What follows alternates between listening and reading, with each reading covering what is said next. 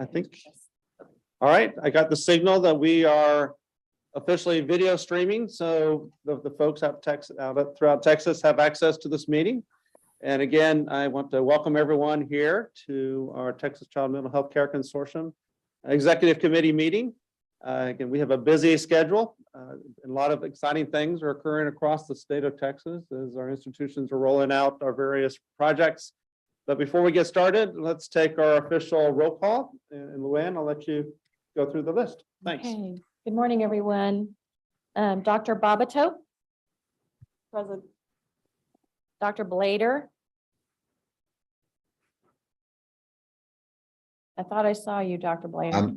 Yes, I'm sorry, I was muted. I'm We here. can't hear you, but I can see you. Thank Dr. Borges. Danette Castle.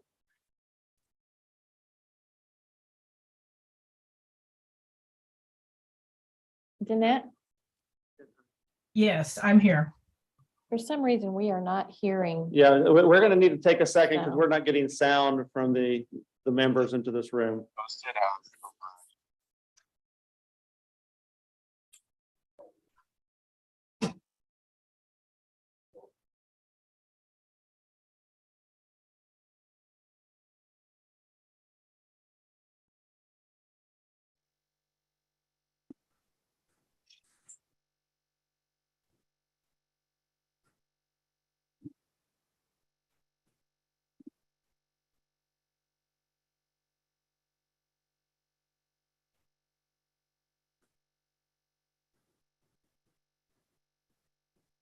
No, I can't hear Luann at all.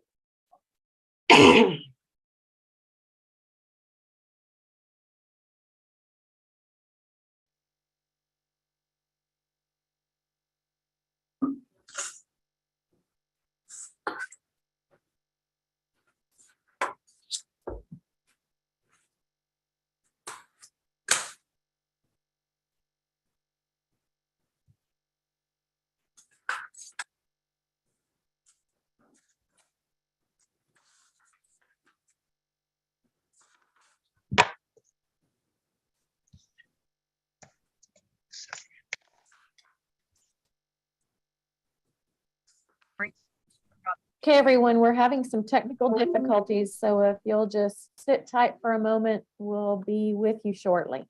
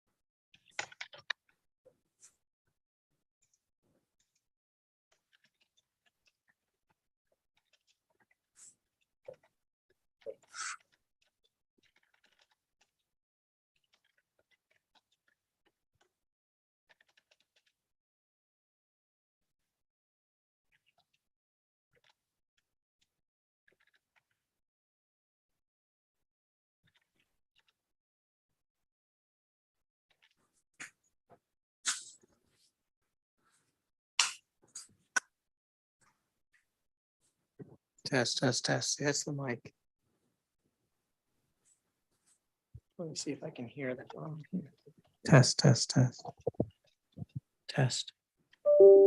We can hear you. Can you hear I'm not us? hearing it. Yes, we can hear, I can hear. Okay, I test.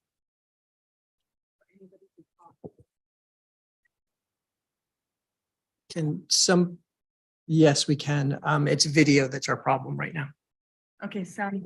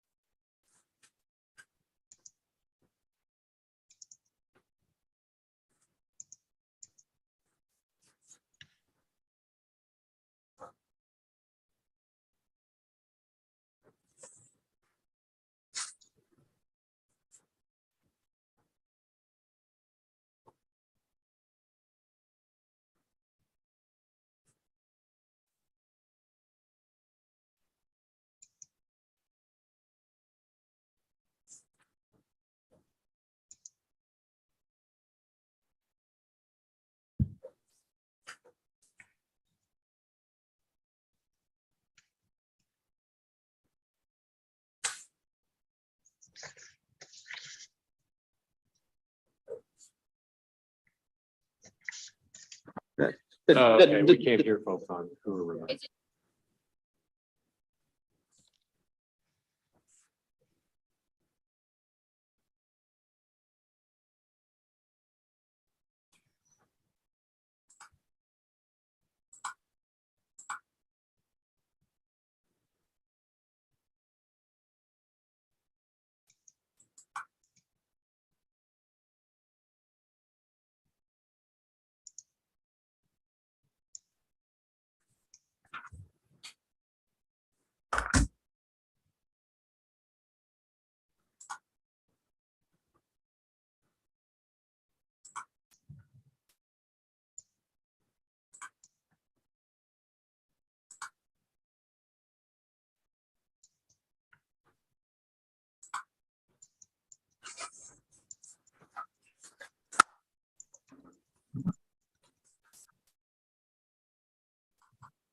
Can you hear us speaking? They can hear us. Yes, Yes, we can hear you. Okay, thank you. All right. We Can can you see him. see us? Can you see us on your screen? yes. Okay, perfect. Thank you.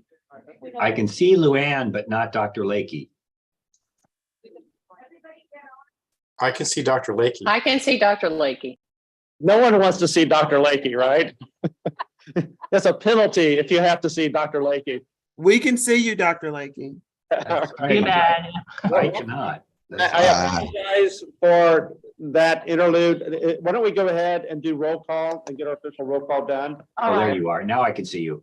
Okay, can everyone? And you look great, David. Yours looks great. Okay, I'm going to go through this. I already have Babatote, Blader, Borges, and Castle. So let's go with Dr. Chapa. Okay, Dr. Farmer, Present. Sonia Gaines, Here. Dr. Harper, Here. Dr. Ibrahim, Here. Dr. Keller, Luann, this is Melissa Rowan. I'm here for Andy for the first hour. He'll be here about 11:15. okay, thank you. Dr. Lakey, Present? Dr. Liberzon, Dr. Martin. Here. Dr. Martinez, Present. Elizabeth Mayer, Present. Dr. Mitchell, I'm here. Dr. Nemiroff, Dr. Newport, Here. Brittany Nichols, Michael Patriarca, Dr. Pliska, Here. Dr. Podewiltz, Here. Dr. Robert, Scott Schlacklin, Here. Dr. Suarez, Dr. Taminga, I'm here. Dr. Tan, Dr. Thompson, Dr. Vo, I'm here. Dr. Wagner, Dr. Wakefield, here, Dr. Wesley, Here. and Dr. Williams. Howdy. Did I miss anyone? I'm here too, Dr. Sotuyo from UT Houston. Good morning. Good morning. Okay, that's it. Yes, good. I'm gonna have David Lean remind us of a couple things as we get going. This is for those of you who are here in the room in the UT System Administration Building.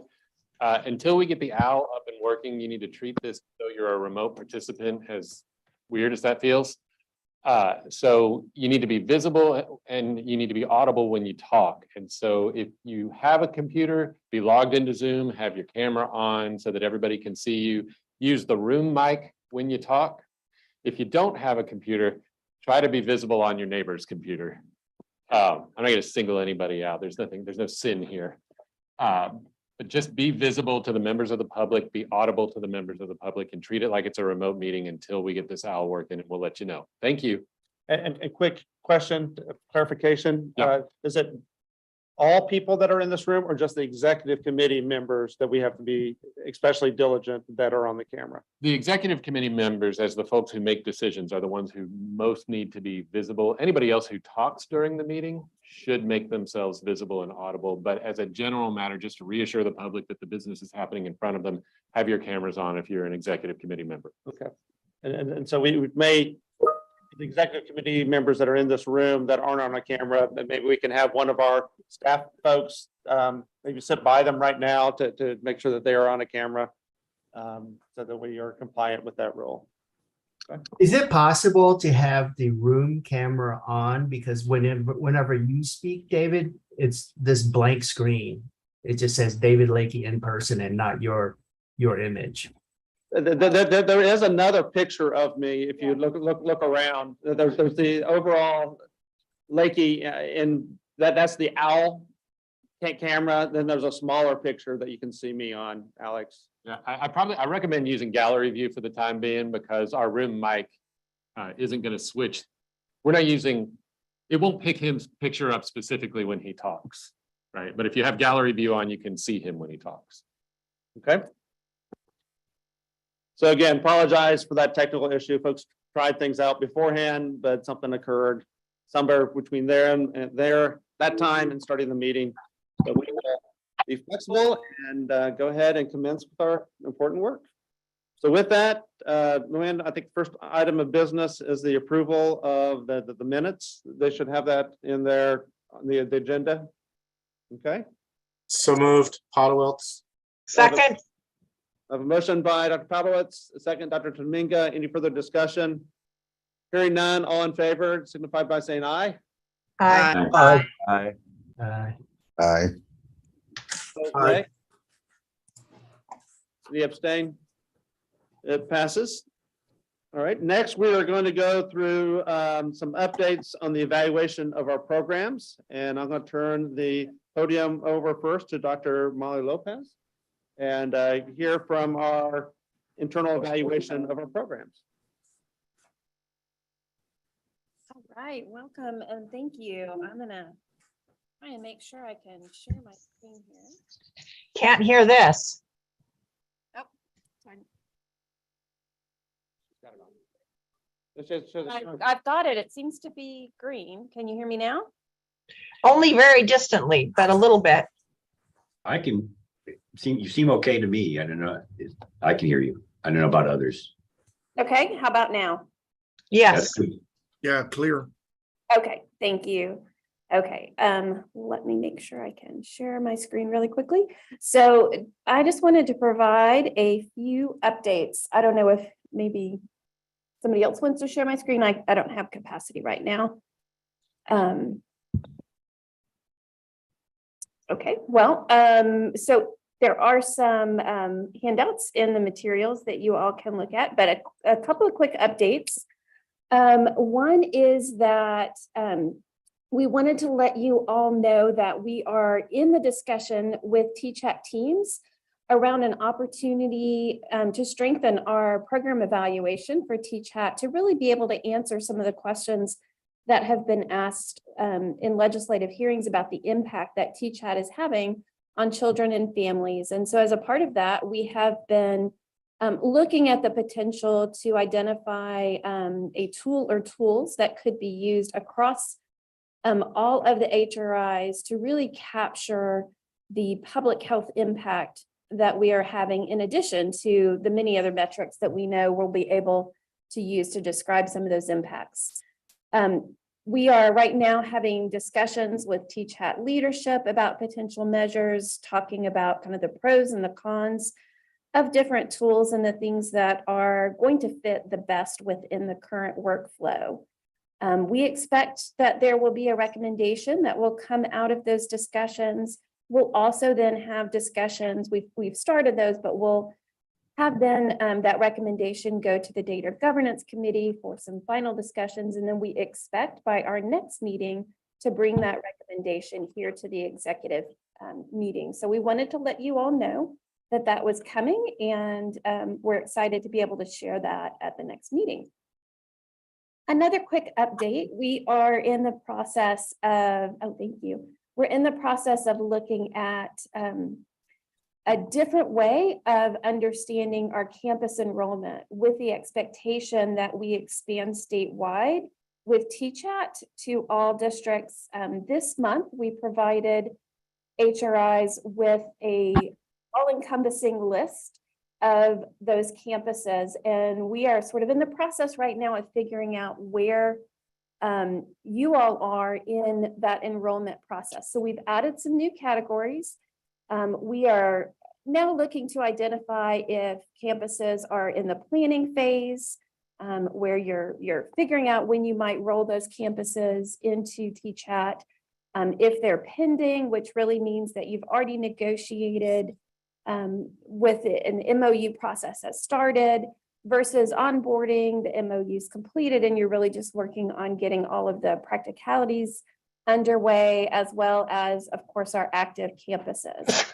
And we also know we have a few districts that may have declined to participate in TChat, and we want to make sure we do a really good job of documenting when that happens and some of the rationale behind those decisions. And all of this data, as we're doing it, is going to be rolling up monthly into a report to the governor's office. So I want to thank all the teams, members that have to that. We're going to be doing a little bit of back and forth to make sure we have districts assigned to the right HRIs, and making sure that all of the districts are covered, that people have really accepted each of the districts in the state, and we can move forward to really progressing towards that statewide effort. And then the last update I wanted to share was really just a glance at some data that we had looked at. If you don't mind going to the next slide. Thank you. And in this data, we're just looking at sort of the progression of TChat referrals for this fiscal year. So starting September 1 through the end of July. And really what you can see here is that we've had over 12,000 referrals come in. That is the point at which schools have obtained parental consent to share information with the HRIs, and the point at which those referrals then come to the HRIs. We have a subset of individuals then that are not actually enrolled in TChat for various reasons, some of them being that parents decline care at that point. And then as well, there may be instances where families cannot be contacted. But you'll see moving down that we've had over 8,000 families then enrolled in care, which means those families have provided consent for care through TChat. And we have a few that are still working on enrollment, as we will at any point in time. And then as you move down, you can see that there are a few additional families that may fall out of care at that point. They are enrolled, they've provided consent, but haven't yet received care or not planning to receive care. And there can be a few different reasons for that as well. They may decline care. They may sign up for an appointment, but then fail to attend and not re-engage with the HRI. And then you can see our large number at the bottom of over 7,000 students and families who've received services and have moved into TChat with at least one service, but of course, many times, many more than that. And a few then students who are still in that process of getting those first services set up and are still a part of working on that. So we just thought we'd share that data with you all today to kind of get that high level picture of how students and families are moving through our TChat system. I will pause there in case there are any questions. Very good. Thank you, Dr. Lopez. Are there any questions for Dr. Lopez and our internal evaluation? You know, that chart came from direct questions we received during our testimony, I think on the Senate side.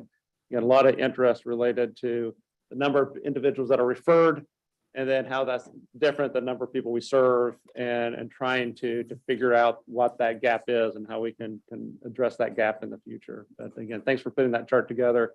Any questions? Hey, David, it's Octavio. A quick question for Molly. Yes, go ahead. Molly, are we capturing the school districts that are declining to enroll, and are they given a reason or rationale? Yes, absolutely. So that is an important part of the documentation that HRIs are doing. When there is a decline in participation, what the districts are telling them. And we are seeing things like they currently have grant funding or particular programs in place that they feel like their needs are being met is the most common reason that we're seeing right now. Any sense of, say, out of 100%, how many are declining percentage-wise, or is it a very small end right now? It is a very small end right now. But Octavio, that's part of the work that we've been asked to do. And so that's why you'll be receiving additional requests, all of our HRIs. We've gotten the direction that the legislature wants us to be in every school that desires to have our program in about a year. And we all understand that that's going to be a little bit tough because of the challenges of recruiting individuals here to the state of Texas. And we've had that conversation that they can provide a lot of resources as in funding, but if we can't hire the people, it's going to be hard to meet that metric. But we're going to move forward and try to reach that metric, and going to be giving an accountability to the governor's office on a monthly basis on the number of schools, number of people we've reached out to, number of school districts that have declined these services. Because as Molly said, there are schools that believe that they have the resources that they need and want to have some more control of that. while there's a lot of other schools that are in, are really wanting this service to be brought to them as quick as we can. And so again, appreciate all the information that our institutions are providing us so we can continue to follow that on a regular basis. And as I turn over the microphone, also want to make sure the record shows that Dr. Liberzon is here and Dr. Nemiroff is also here. And we'll go ahead and move forward. All right, thank you, David. It's just with the contextualization and environment with Uvalde, I think it, as we saw in the consortium's role, definitely was elevated, and definitely in the media and for our state policy stakeholders. So that sounds really great. Thank you. Yeah, and for those that are listening in, the legislature put in the additional dollars we asked in order to accomplish this. Again, the rate limiting step is the recruitment of counselors and professionals here to the state of Texas to meet that demand. Any other questions for Dr. Lopez? Hearing none. Laura, I think I saw you a little bit ago. Dr. Savas? Yes, we are here. Hi. I was trying to find my, Yep. I heard it. and Dr. Peskin is going to start our presentation. Yes, and is it possible for me to share my screen? We had a few updates.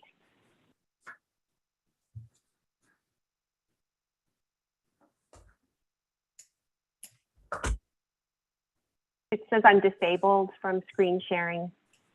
Okay, my folks are looking at that right now to see if they can get that.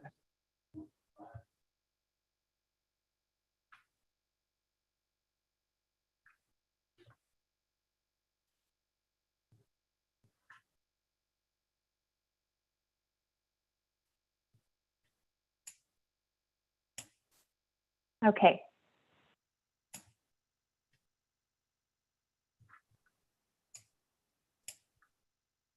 Okay. Can you all see my screen? Yes. Okay. Do you see the notes or the, Yes. oh, you do see the No. notes? No, we don't. Okay. This is good? We can see. Okay. So, I guess we Yeah, can. we see the slides. okay, great. Okay. Yeah. All right, so we just wanted to provide some high-level updates of our external evaluation. And one of the things that we've been doing is analyzing the trait data for some of the key metrics that the consortium is interested in. And so we just wanted to provide a few of the high-level key metrics here today, and then go into a few other activities that we're also doing as part of the external evaluation. So I'll talk about the trait data, and then Laura will talk about some of the other activities that we've been doing. So this first slide is looking at, we examined clinics reached through Cpan by geographic location and social vulnerability at the community level. And so what this graph presents is the distribution of enrolled Cpan clinics by county level, RUC codes, that's rural urban codes, and CDC social vulnerability index scores. And then we compared the characteristics of Cpan clinics to those of all clinics serving Texas youth from the Texas Medical Association outreach list obtained by COSH. And this data here is from this fiscal year, so it's September 1st, 2021 through June 30th of 2022. And so this is really just to give us an idea of how our enrolled Cpan clinics compare to sort of the bigger universe of clinics enrolled. And so the general trend that we find here is that there are more Cpan enrolled clinics in non-metropolitan areas. So the blue bar is enrolled Cpan clinics compared with Texas clinics overall. We also notice in terms of trying to meet some of the most vulnerable youth here that about 44.9% of clinics enrolled in Cpan are located in the areas with the highest 2 quintiles of SVI scores, compared to 53.9% of Texas clinics.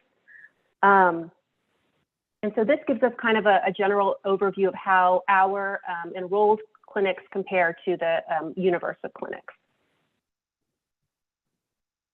We also wanted to present some of the reasons for Cpan service delivery, and some of this, we already know most of this, but it's just nice to get it, confirmed through our external evaluation. And this is combining data from, this actually compares data from 2020, 2021, that's the orange bar, and then the blue bar, which is 21, 2022.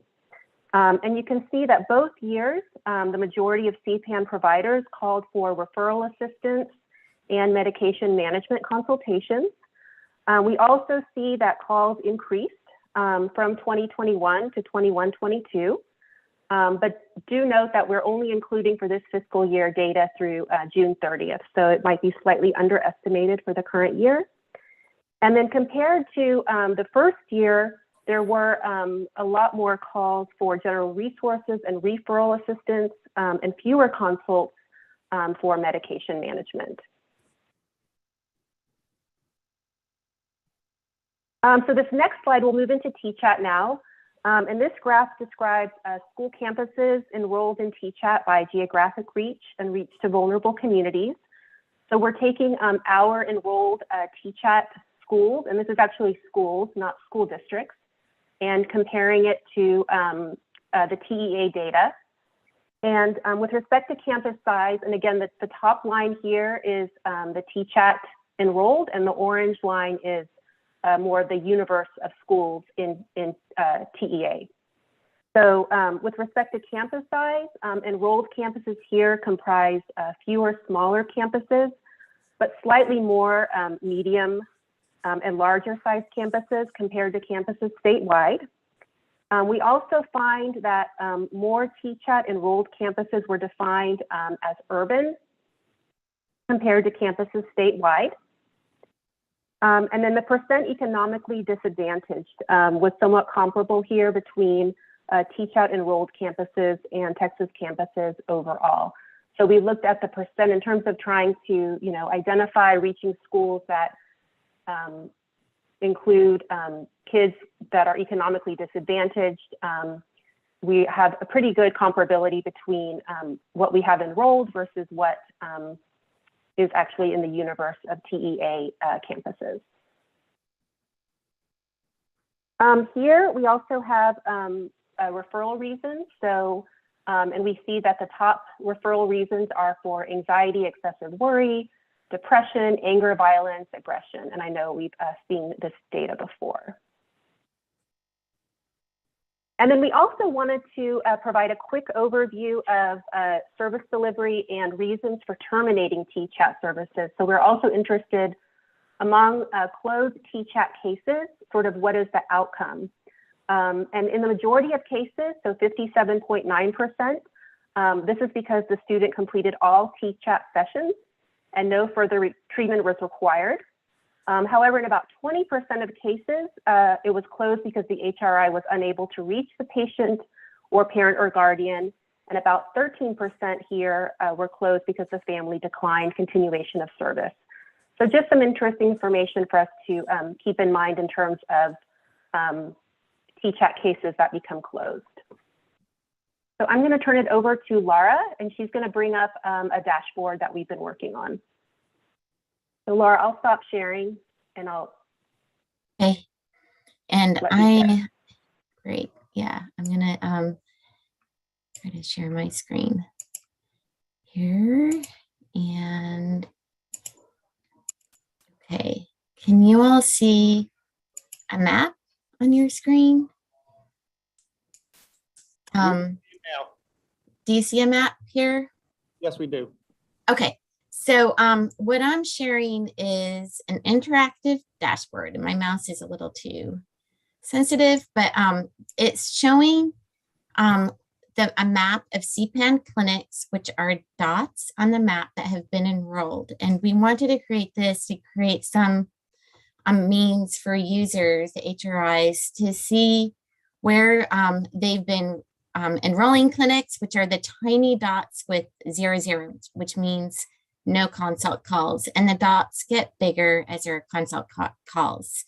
And right now, I'm going to show you different publicly available data sets that give us some measures of vulnerability. And so this dashboard is a way to show different characteristics of populations being reached. So I'm going to actually unclick right now, major highways. Can I do that? There we go. And so you will see just the index of childhood opportunity. So it's this childhood opportunity index measure is visualizing the opportunities kids have. The red is very low, green is very high, and it's a composite measure based on 29 variables. And they span conditions representing education, health, environment, social, and economic. And so you will see the red is very low, yellow is very high, and the consults are coming in from these areas. And clinics, you can see our dots. I'm going to just zoom in on Harris County. And one thing when we work with this spatial analysts on this is learning is we see this arrow right here. They call it the green arrow of affluence in our Houston area. But you can see where clinics have been enrolled. And again, the bigger circle is more consults coming from these areas, or the tiny dots, they're enrolled, but there haven't been calls. So we've been building this to help HRIs understand where they're reaching. It's a visual way, and also can give more timely feedback for planning for enrollment. We've also put in a HRSA measure for the medically underserved areas. So if we wanted to look at that, I could click that and undo this, and then show where the clinics enrolled based on that measure. Again, this is statewide, so you can, different HRIs can zoom in on different places. We wanted to do this for planning. We also were talking to the social marketing media group that wants to push out information, and they'll be able to use it to see regions where they may need to create more community awareness of the program, and could even use it to see if there was a response in terms of more enrolled clinics in areas they were targeting. So we're in the beginning stages, and we'll be bringing this to meetings for feedback and welcome feedback from users of the system and the implementers, to see if there were measures that you thought would be useful for us to visually analyze here. So I'll stop there, and if there are any questions on this, we welcome that. I'm trying to just move it so you can all see a full map of Texas. So that has been in our works this past year. And then I don't know, I'll stop sharing the map. And then in our last slide, which we wanted to give an overview of just some overview of the other evaluation activities that we've been engaged in. So CP, we've been doing in-depth interviews and collecting this data and analyzing it with the 11 CPWE residents to understand what their perceptions are of the benefits of the program and the challenges, and those we're synthesizing that, and will be in our final report. We're also conducting our TChat and Cpan surveys. And these surveys are with a diverse sample of school districts and campuses that we've identified, as well as clinics, to send out surveys to understand what are the motivators, the benefits, the challenges from the user experience with the programs. And those surveys are ongoing. The data collection, well, this year will span through September, so we'll have the report for October from those surveys. And then you may have heard about the cost analysis that has been going on in terms of the planning stages of collecting data from HRIs. We have worksheets. We've been working with Dr. Larison, a health economics professor at the School of Public Health, and we're developing instruments for evaluating the cost of Cpan and TChat program implementation. Last year, the costs really focused on setting up the program And now we're looking at some of the implementation activities. And then the final thing that we have worked on is the detailed HRI evaluation packets. And those have been compiled and developed for each HRI with a lot of detailed data regarding their own, a focus on their own metrics in terms of enrolling and serving participants in the Cpan and TChat systems. And we're going to be sending those out in September and letting the later leads at HRIs know that we are open to setting up times to meet and walking them through the data that we provide to them. And so that's it for a presentation, but welcome any questions or comments. Is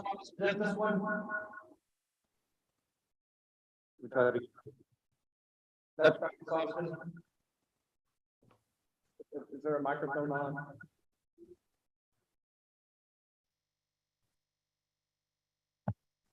So one quick clarification on the maps, having looked at some of those maps, something that may not be obvious to the general population that's watching, besides the people that are here and are familiar with those maps, is that's the vulnerability index that you have is where the clinic is, but not necessarily where the people that we're serving are coming from. Now in the valley, it was clear a lot of those areas, the whole area is a geographic area of high vulnerability, but in Houston and San Antonio and Dallas, the clinic may be located in an area that's low vulnerability, but the patient that the physician is serving is coming from the region. And just want to make sure that that I'm correct and that we're clear for the legislative staff and other people that may be watching this and making sure they understand that we are really serving the general population and kids throughout the state. Am I correct, Dr. Savas? You are muted now, Dr. Savas. Sorry, yes, you're right. And I meant to make that caveat that these are the physical locations of clinics, but we know, especially in rural areas, people come from far away to clinics. And so you're basing this visualization on where the clinic is, not where the patient lives. We don't have that. And so you're absolutely right. The catchment area of the population is, we don't have that granular kind of data on this. This is a very, it is not that kind of granular data in terms at the patient level. It's really where the provider is located. So, and these maps are really meant to help the HRIs understand where the clinic enrollment is. So yeah, we couldn't interpret where patients are coming from this.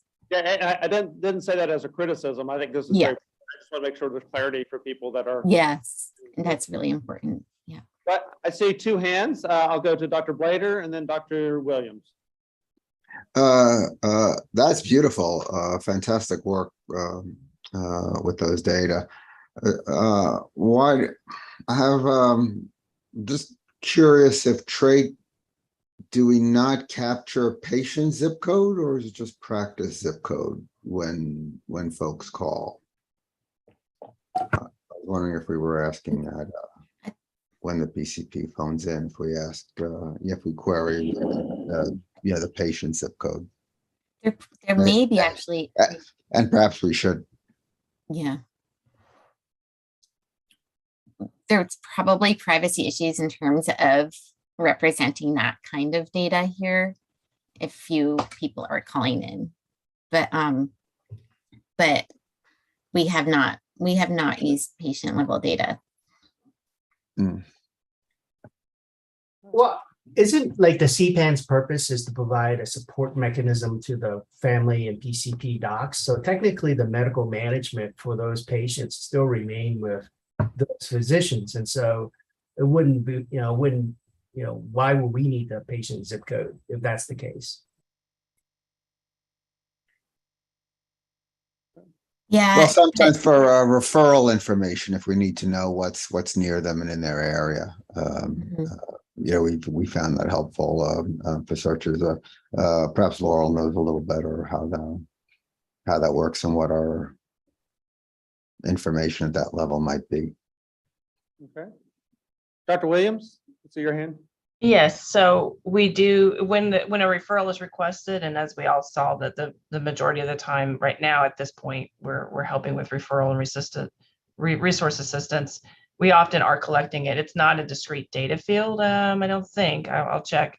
So that it might be a little bit challenging, but it's not beyond us if we wanted to move down that road. And I think we could still come up with ways to keep, obviously patient privacy confidentially, there. So I think it's reasonable. We will be for the pilot for direct consultation. We absolutely will know where the family lives. That'll be part of the data collected. So again, we might be able to look at that very specific task, and over time see if we're able to help families that are in some of these areas where they're struggling to access a care. So down the road, we could just let us know how you'd like us to work with you on that. All right, very good. Dr. Martin? In trade, it is a field, zip code is a field, but it's an optional field. And when we're taking calls, we use it for when we're transferring from one provider to another, one team member to another, so that we get the referrals in the right area close to the patient's home. But it is optional at this time. So there's probably a lot of data because we use that field a lot, but it's not mandatory, so it wouldn't be complete right now. We can turn things on and make them mandatory. Very good. Any other questions, Dr. Savas? All right, I'm seeing none, but again, want to thank our external evaluators for all the great work that they're doing to help sharpen our programs and the way we're trying to reach out to our communities. And so thank you again. And I look forward to your continued updates. Why don't we go now to item number 4? We're going to have a series of discussions related to the work with the ARPA funds. I guess to start this conversation out, we want to thank everyone for their patience. It has taken us a little while to be able to get approval to move these funds out. And I know that's been difficult for several of our health-related institutions. So again, thank you for your patience, and we look forward to several novel programs are going to be rolling out and are being rolled out right now based on those ARPA funds and things that are going to help the lives of moms and babies and with substance use and a variety of other programs that are going to make the TCHAT program, the Cpan program, CPW, all of them stronger. So with that, I'm going to start off with the update from our fiscal agent, the University of Texas at Austin, Linda Haster. I'm going to turn the podium over to you. It looks like, Joy, you're substituting for Linda, so I'll turn it over to you. And again, thank you for being here. And Joy, we're not hearing you yet.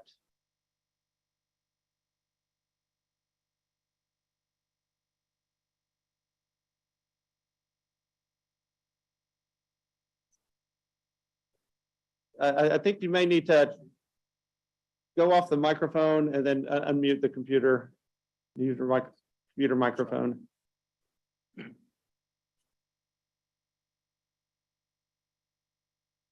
How's that? Is that better? We can hear you loud and clear now.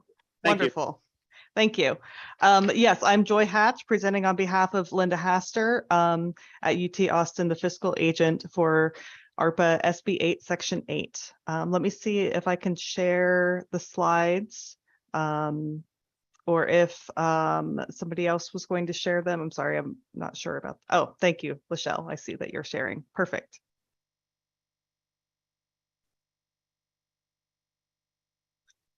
All right. And you can go ahead to the next slide. There's an exciting update for the consortium. UT Austin and UT System each received the signed contracts from the coordinating board last week. And the contract then, yes, lots of cheering and excitement for that. It's been a while coming, so it's very exciting.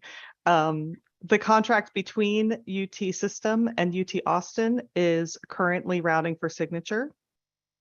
And the subaward agreements were distributed by UT Austin to the various HRIs and to Meadows on Friday, August 26th. the first of the signed sub-agreements has already started to be received back by us. So that's very good news. Thank you. With the state fiscal year ending in just a couple of days, that does lead us to two different scenarios. If UT Austin has received the fully executed contract by the end of September 19th, then both the grantor and the grantee will be able to confirm the expenditures and the revenue during the year-end confirmation process. So the confirmed expenditures will be included on the CFA if that is the case. If we don't have the fully executed contract in place by September 19th, we will not be able to report the expenditures on this year's CFA. And in that case, the pre-award spending would have to be excluded as an expense and reclassified to a prepaid account. A year-end reversing entry would be required, and the expenditures will be reported in fiscal year 22-23 instead. So we've got the two scenarios just based on if we can get the contract signed before the confirmations are due or not. And the next slide, thank you. So because the contracts are in the process of being signed, the invoicing can begin. We expect that we will be receiving invoices from the HRIs in September.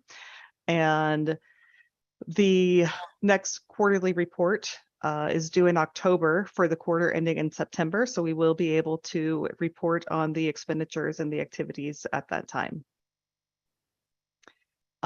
If there are any questions, I will do my best to either answer them, or more likely I will be able to record those questions and get back to you. All right, very good. You got any questions for Joy? And Laurel, we all appreciated your excitement that you showed related to getting the contracts in. Again, everyone has been very anxious to get that moving. But any questions? All right. I'm not seeing any in this room or any hands raised. And so again, Joy, thank you for your help and work to support the work of the Mental Health Care Consortium. People are really excited to get going. So thanks. Yes, thank you. Good. Michelle, let's go to you next on the overall administration update. I actually don't have much of an update. I think everybody's been really great at getting their status reports in. We've been conducting some site visits to some HRIs, which has been really enlightening, just learning more about what they're doing and the staff, meeting the staff. We haven't had that opportunity to date because of COVID. So that's been just wonderful meeting everybody in person. And we look forward to meeting all of the different groups as we continue that into the fall. All right, very good. And again, thanks to the institutions that have allowed the site visits, or the site visits have occurred thus far. Again, we're trying to make sure these are done in a kind of atmosphere of collaboration and partnership. We come and we learn, and hopefully by learning from one institution to another with the site visits, we can share information and see how things are going elsewhere that can help you sharpen the programs that you're delivering at the local level. And again, it's really designed to be collaborative in order to improve the programs. Any questions for Michelle? All right. Hearing none, seeing none. Dr. Wakefield, I think we're going to go to you next for the update on perinatal psychiatric access network. I think we included our update with Kosh. With the cost, all right. With that, next on my agenda is an update from Andy Keller and the Meadows Mental Health Policy Institute on the Collaborative Care Initiative. Dr. Lakey, I'll be giving that for Andy. This is Melissa Rowan. We don't have much of an update. We were really working on getting the contracting set up with UT Austin. So we are very excited to see that come in. And are working that process now. We have had some ongoing conversations and Q&A with some of the HRIs, but we will now really kick off the activities this month. All right, very good. Any questions? Hearing none, seeing none. Joe, let's go to you. And you have been working diligently with folks across the state to put in your pilot on substance use disorder. You want to give folks an update about the work that you've been doing?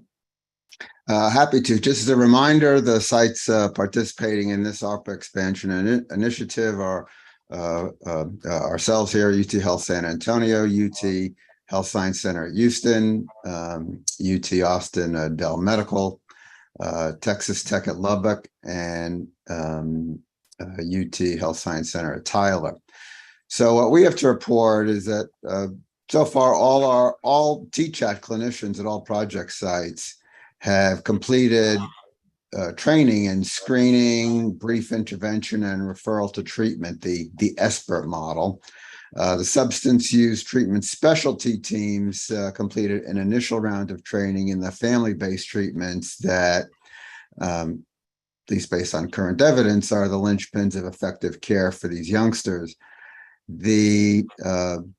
I do want to say that the logistics and content of this training were provided by Texas Tech at Lubbock, and I want to acknowledge to the consortium executive committee the splendid work that they did in the deep appreciation of all our project sites for their help. Sites have hammered out what the clinical evaluation by the specialty care teams will comprise. Sites are incorporating them into our data capture systems. And at this point, those surpassing the threshold for referral as part of the initial TChat intake process, those who surpass the threshold for referral to specialty care component are now being referred in 2 to 3 of our sites. We envision that ongoing support and consultation and treatment methods for this patient population are going to be provided in part through the Partnership to End Addiction, which is a specialty training and advocacy group.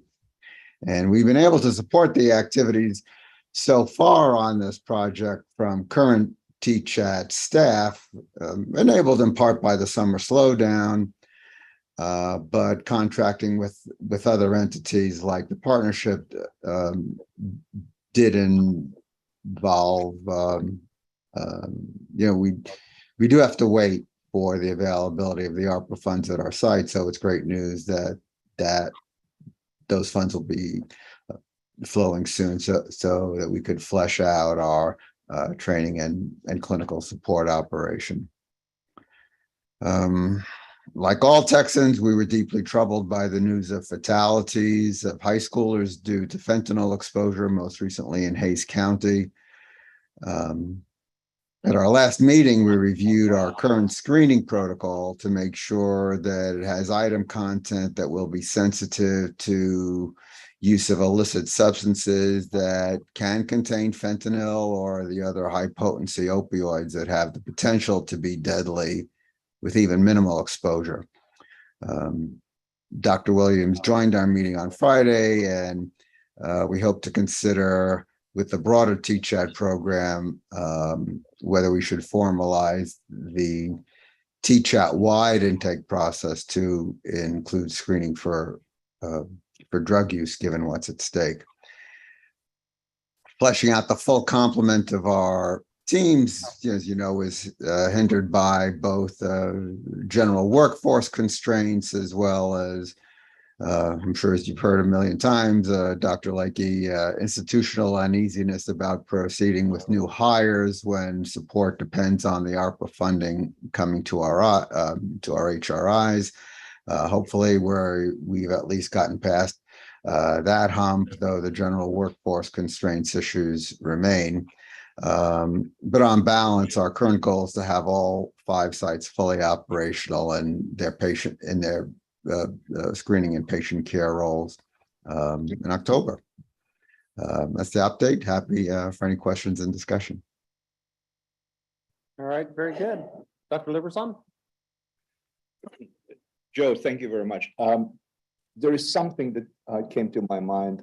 As you probably know, there was an opioid abatement case that have been settled with state of Texas. And state of Texas right now have organized a committee. And it was settled for about $2 billion over 10 years. The request was 13 billion, but 2 billion is a chunk of money for opiate abatement. And there will be a committee by Attorney General or oversight of Attorney General. And some of us will be representing our HRIs in a way of consulting this committee. I know that the money disbursement didn't start yet, but opiate abatement is a theme. That's what it's for. That's where the money is for. And I'm wondering whether if we are, while we're trying to, of course, to use the ARPA, whether any way to think about seeking that specific funding, because it might be readily available and exactly for the purpose that you are talking about. It's a great observation, Israel. I guess something I did neglect to mention is that I wanted to express appreciation to some folks who've been joining our meetings and having input into what we're trying to accomplish, notably some folks from HHSC who are bringing kind of this statewide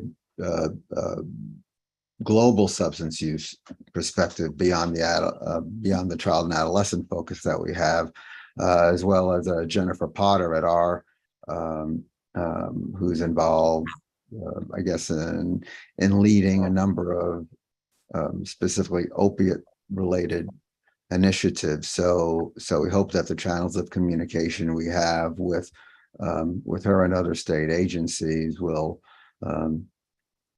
keep what we're trying to accomplish top of mind for helping adolescents in particular. David, maybe you want to comment further on Israel's observation. Sure. And again, thanks to the folks from HHSC of being part of these bi-weekly Friday early morning meetings that have been going on for many, many months now. And I think, Israel, I think this is an opportunity. I think that the legislature, that's going to be something the legislature is going to have to think through how they use different pots of money. Then based on the experience, hopefully, that we will have going into this legislative session to figure out a mix of ARPA, GR, or these funds to do some things that are evidence-based to move Texas forward. So for this specific money, and we're talking about a large chunk, I mean, it's really very substantial. That's this commission under AG that I'm talking about that was already established. And that was by the legislation, the decision for Texas. I don't think the commission started working yet. I know there will be HRI representation to either give input into the commission or I don't know exactly. I know that I will be representing Texas A&M in this process since I was involved in the first case as a expert witness for the effects and so on. I'm sure that some of other institutions will be invited to testify before the commission and suggest their ideas. So I'm trying to kind of get us all a little bit a head start with that and think about if there will be requests, who will represent different institutions. And keep in mind about those great mechanisms that Joe and others try to put together. And I believe that that's exactly what we'll be there for, is to advocate for evidence-based best access for available and so on. So that was my comment. I clearly will try to do whatever my best and would love to hear other colleagues that will be called upon to do that. Maybe somebody from UT Dallas, because the case was originally for Dallas and Bexar counties represent. So I think they might bring some expert from those institutions. Okay. Dr. Nimrod? Just following up on Israel, I think we need to let David guide us on the political machinations that are involved between these various government agencies. Obviously, both on the research side, the Depression Network and the Trauma Network are the at-risk group for opiate abuse. We know that already. And so there's a natural link here. And quite frankly, the data on risk factors for developing opiate dependence is still rather primitive and in its infancy.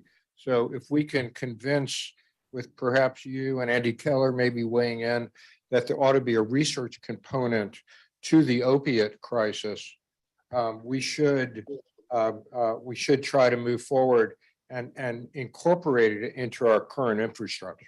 So if I may continue on that, so that was exactly my role for the case, for the abatement case. I was the expert that prepared the expert opinion on the need for the research component and evaluation component for the abatement strategy. So it's actually written as a part of the case, the research plan and the internal external evaluation plans for the case that was settled.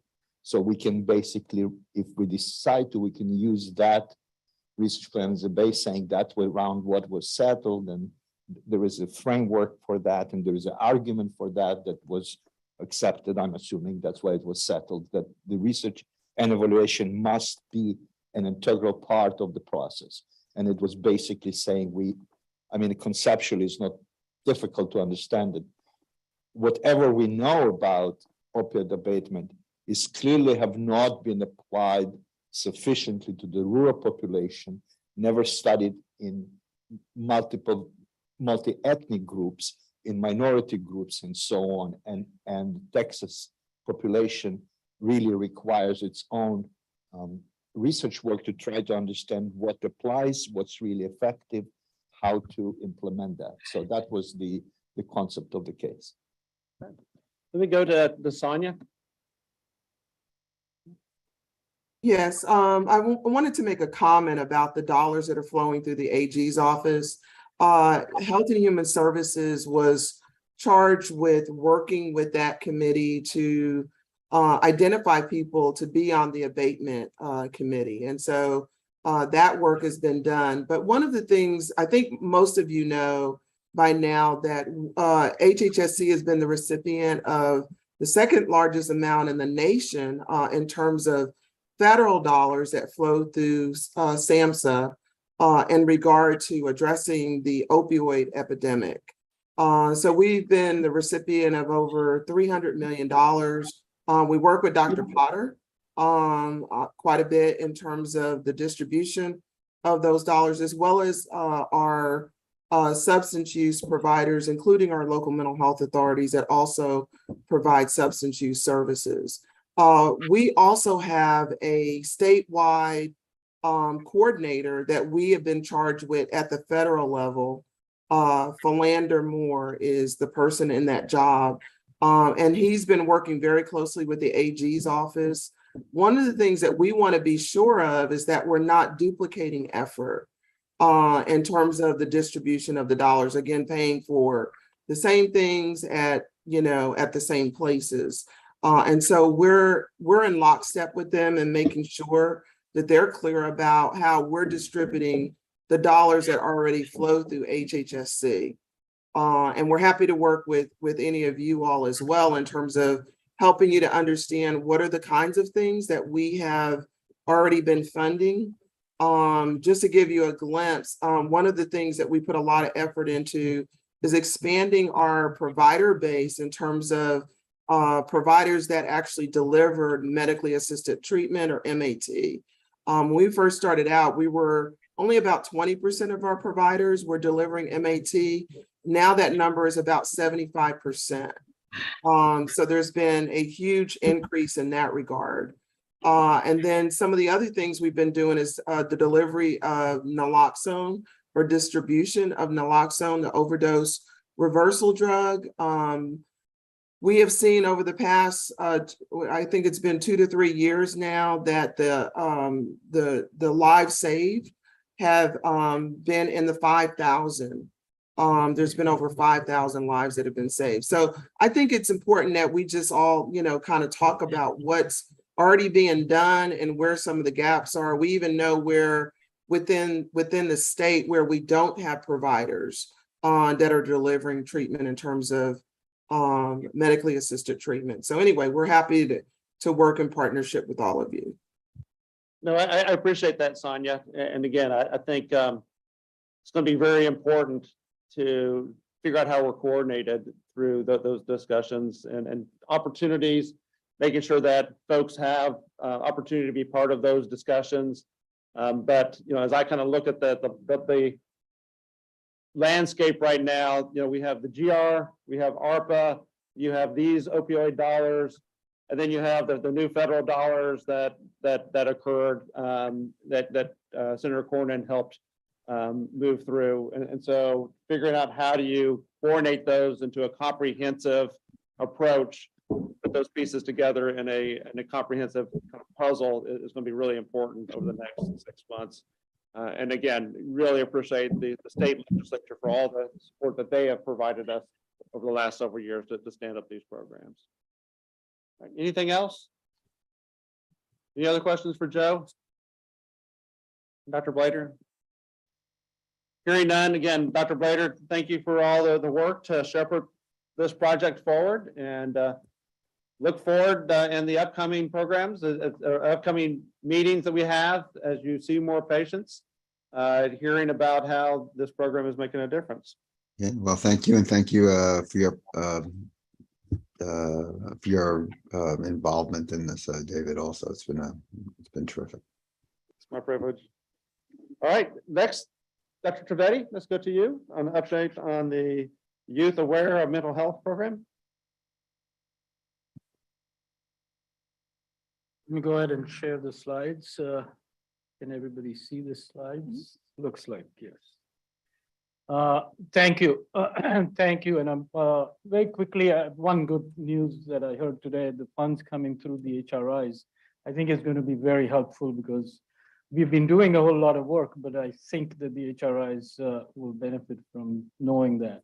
So just a very quick recap. I'm going to take only a few minutes to talk about this program, but it's a five-session interactive health promotion program that increases discussion and knowledge about mental health, development of problem-solving skills, emotional intelligence, resilience, as well as health-seeking behavior. And so this is for the students, and the trained certified facilitators go into the classroom. It is for the entire classroom. I had the chance to testify with the legislature also, and one clarification, there's a whole lot of interest and obvious interest and focus in trying to figure out how to deal with crises. This is really much before that, and therefore it is not for targeted populations, it is for the entire population of the classroom. So, and the benefit of that is you're not labeling somebody, this whole classroom gets it. And in the process, the identification that will happen will also be very subtle and helpful to the students. These are the HRI. Am I missing? Did I do something?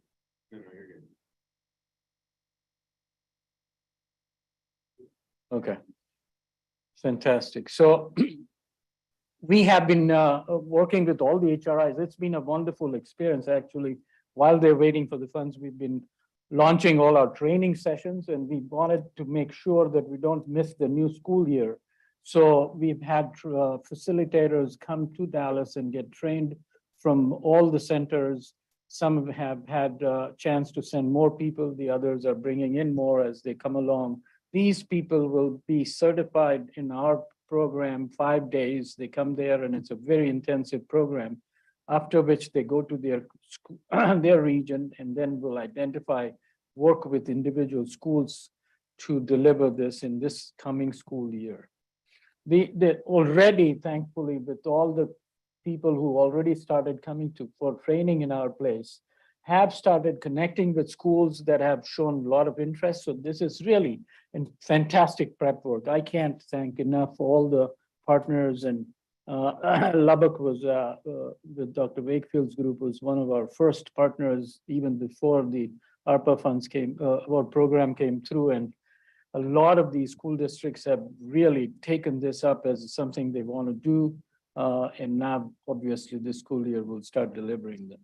This is the timeline, so you get a sense. We are going to, we've already started identifying booklets, sent materials to all the schools. First week, first jam sessions will be implemented at least at Lubbock and UT Southwestern starting this month, coming month. And the other facilitators, as they got trained and they went back, now that they're getting the funds in place, they will start delivering. And you can see we will also have training sessions. We've had, like I said, like I showed you, we've trained about 125 people and more are coming in these training sessions. There is one coming up in 2 weeks. We have roughly about 2 training sessions a month. We'll see how much more there is need. As soon as there are people identified who want to be facilitators, we'll have a training session. So I'm going to stop here. I can go on and on, as you can see, but the good news is all the HRIs have now trained facilitators so they can start. They have connections with all these schools. We have done a whole lot of individual discussions with schools. Our staff at UT Southwestern or I get on the call with them to facilitate this. Real engagement with the school is essential so that it really allows us to take the entire classroom and their entire grade. Sometimes there is more than one grade that takes up. The hope is to reach as many students as we can. All right, very good. Any questions for Dr. Trivedi? Yes, I have a question. Yes. Madhukar, will you be measuring outcome in any way, comparing it to previous years or anything like that? Yes, so thank you, Carol, for that important question. So we have two aspects of evaluation built in. There is a very well designed evaluation for pre-assessment before they start that assesses their resilience, their grit, symptoms of depression, anxiety, and family circumstances, and then repeats it 3 months after. And then we have a much more in-depth assessment that we have developed for which we have an IRB approval. And that second part, Carol, will be for students and parents who agree to sign informed consent. Then we can actually have a regular IRB related kind of research setting. But that will be done through full consent, and that the schools and their staff are being currently educated about it. So that's the 2-level assessment we are doing, because the first level, we definitely want to find out how this is helping, what components of the resilience platform this program is improving. And the second one is much more detailed. Thanks. Any other questions? And sorry, but Carol, your question is so pertinent because we want to ensure that at the end of about 2 years, we will be able to show clear evidence that it has created an impact so that in the future, legislatures can actually make a decision based on real outcomes. Thanks. All right, very good. Any other questions? Hearing none, let's go to Dr. Williams for your first presentation on safe alternatives to teens and youth, the FISC program. Oh, sorry. I kind of put it all into the Kosh.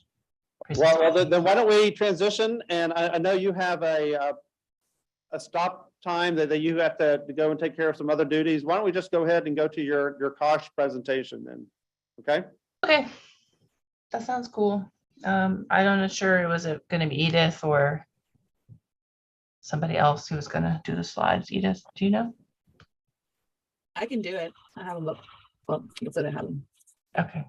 Well, you may want to pull up the dashboard so that when we need to switch out, we can do the dashboard. Sure. Okay.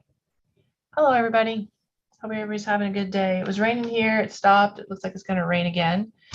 Hopefully it's getting out everywhere in the state. Do you want to just do the slideshow view? I mean, it doesn't matter to me personally, but people might want the slides. There you go. All right, so we're back to school. As everybody is possibly aware of, we'll go on to the next slide. We're going to talk about Cpan. We'll break off briefly to let Dr. Wakefield also discuss things related to Pen and then TChat. So moving on to the next slide. So for Project Echo, we just wanted to give you an update. We are going to do the Project Echo, which is a case-based cohort of learners of primary care physicians across the state. We do one in the fall and one in the spring. We have been working with TPS. We've started to work with Tom Banning at the Family Medicine Association as well to help us, gather providers in. But we are going to have our fall session that will be a repeat of the last fall session. It will start actually about a week or 7 or maybe 10 days from now. You can see here at the bottom, these are the particular topics that we'll be doing related to the Project Echo. So we're excited to do this process. This does not mean that programs for Cpan are not doing their own additional projects related to CME activities. We've actually been having some conversations about some standardization related to that, and also just collaboration at greater levels to synergize and maximize all of our efforts. Some of our teams already do Project Echoes outside of this particular Echo series. But this is sort of one that we're all doing statewide, that everybody's doing the same content across all of our hubs. Next slide. For our ARPA projects and programmings, the first one we want to talk about is direct consultation. We have 5 teams that are participating in the pilot to do a consultation. This is occurring after a Cpan call. So a primary care physician calls Cpan and asks for some help with our child psychiatrist. In the midst of that conversation, the child psychiatrist is determining that what might be best served to help this patient and also help the primary care physician is for our team to maybe do a one-time consultation with families to better delineate the diagnosis, treatment plans.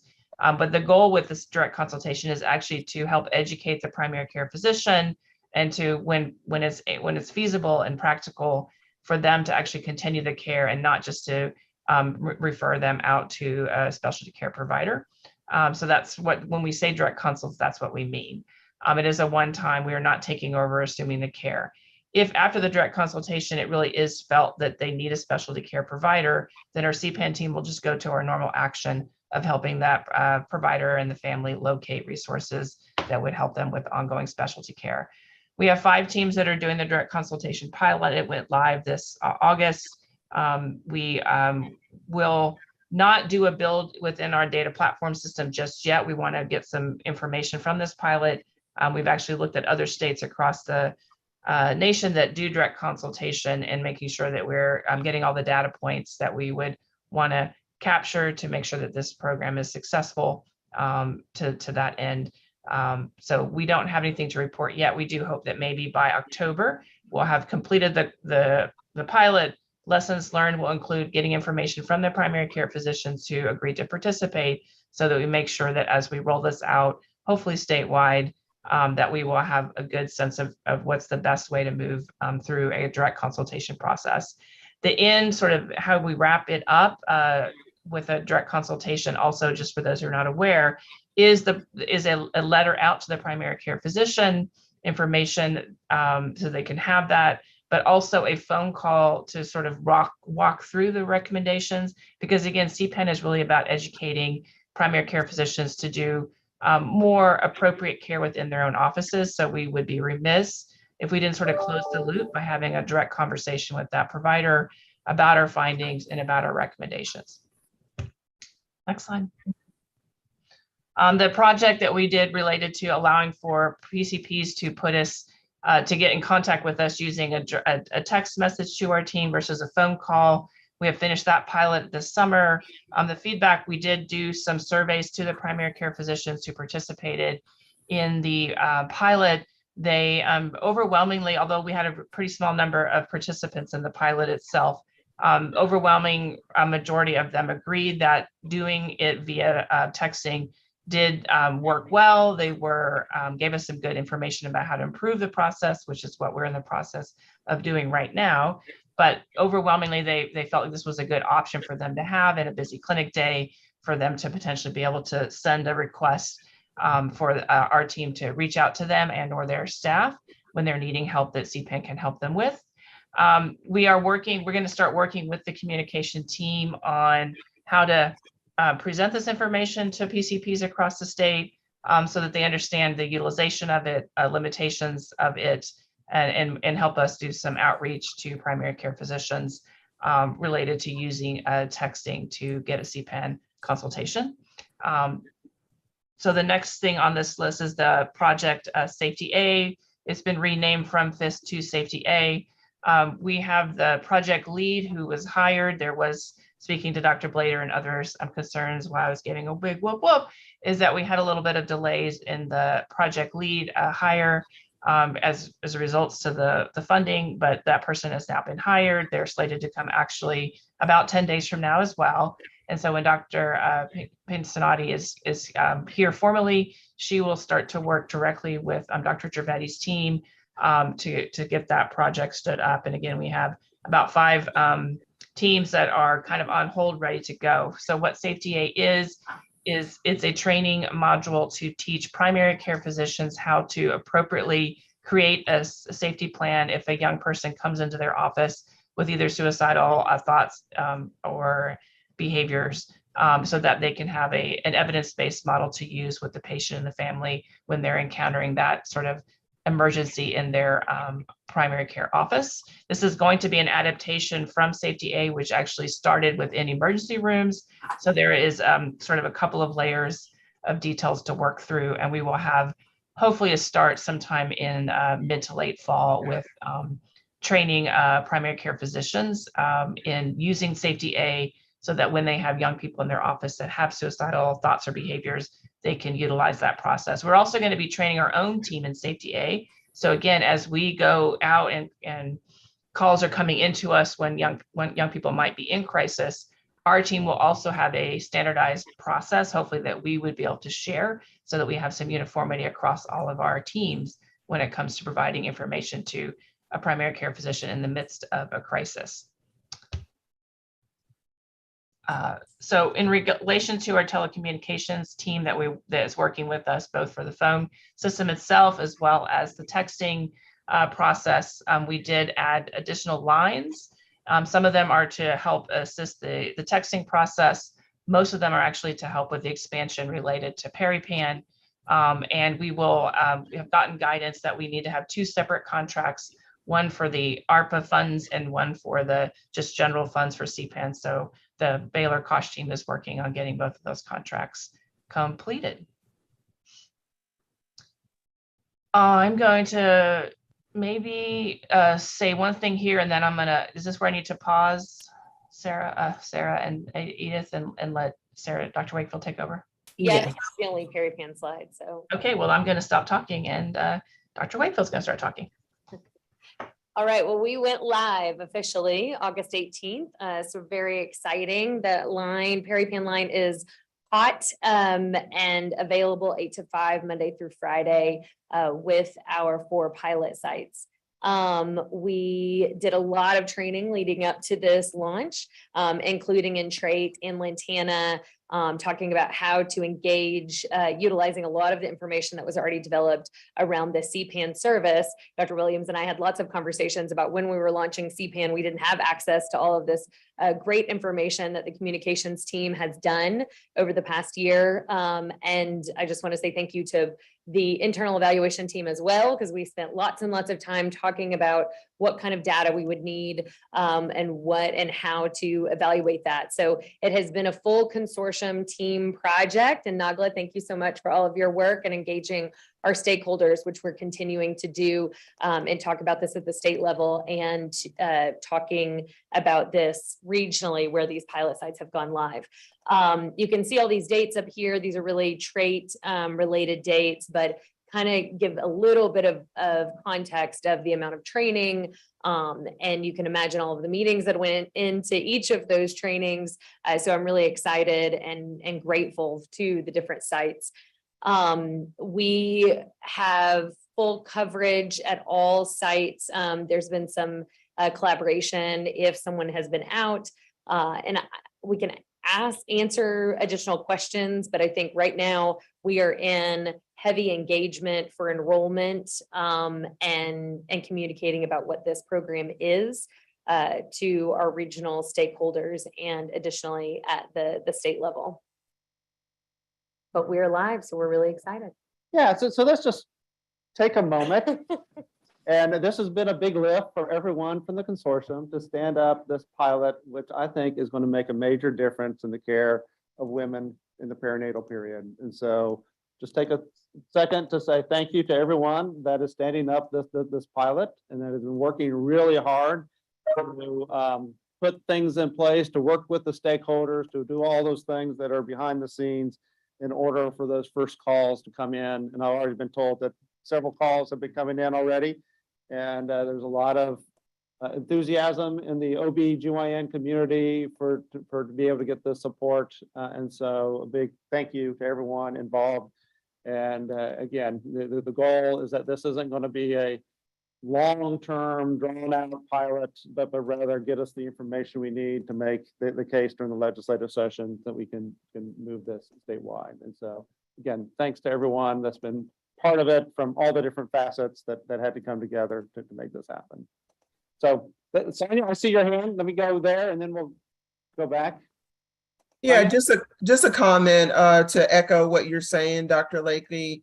I can tell you the folks at HHSC were very grateful to have this resource. You know, Joy Borges, our director over the women's health area, was very interested in getting this going. And so she, along with many of the rest of us, are very, very excited. So thank you all for the work on this.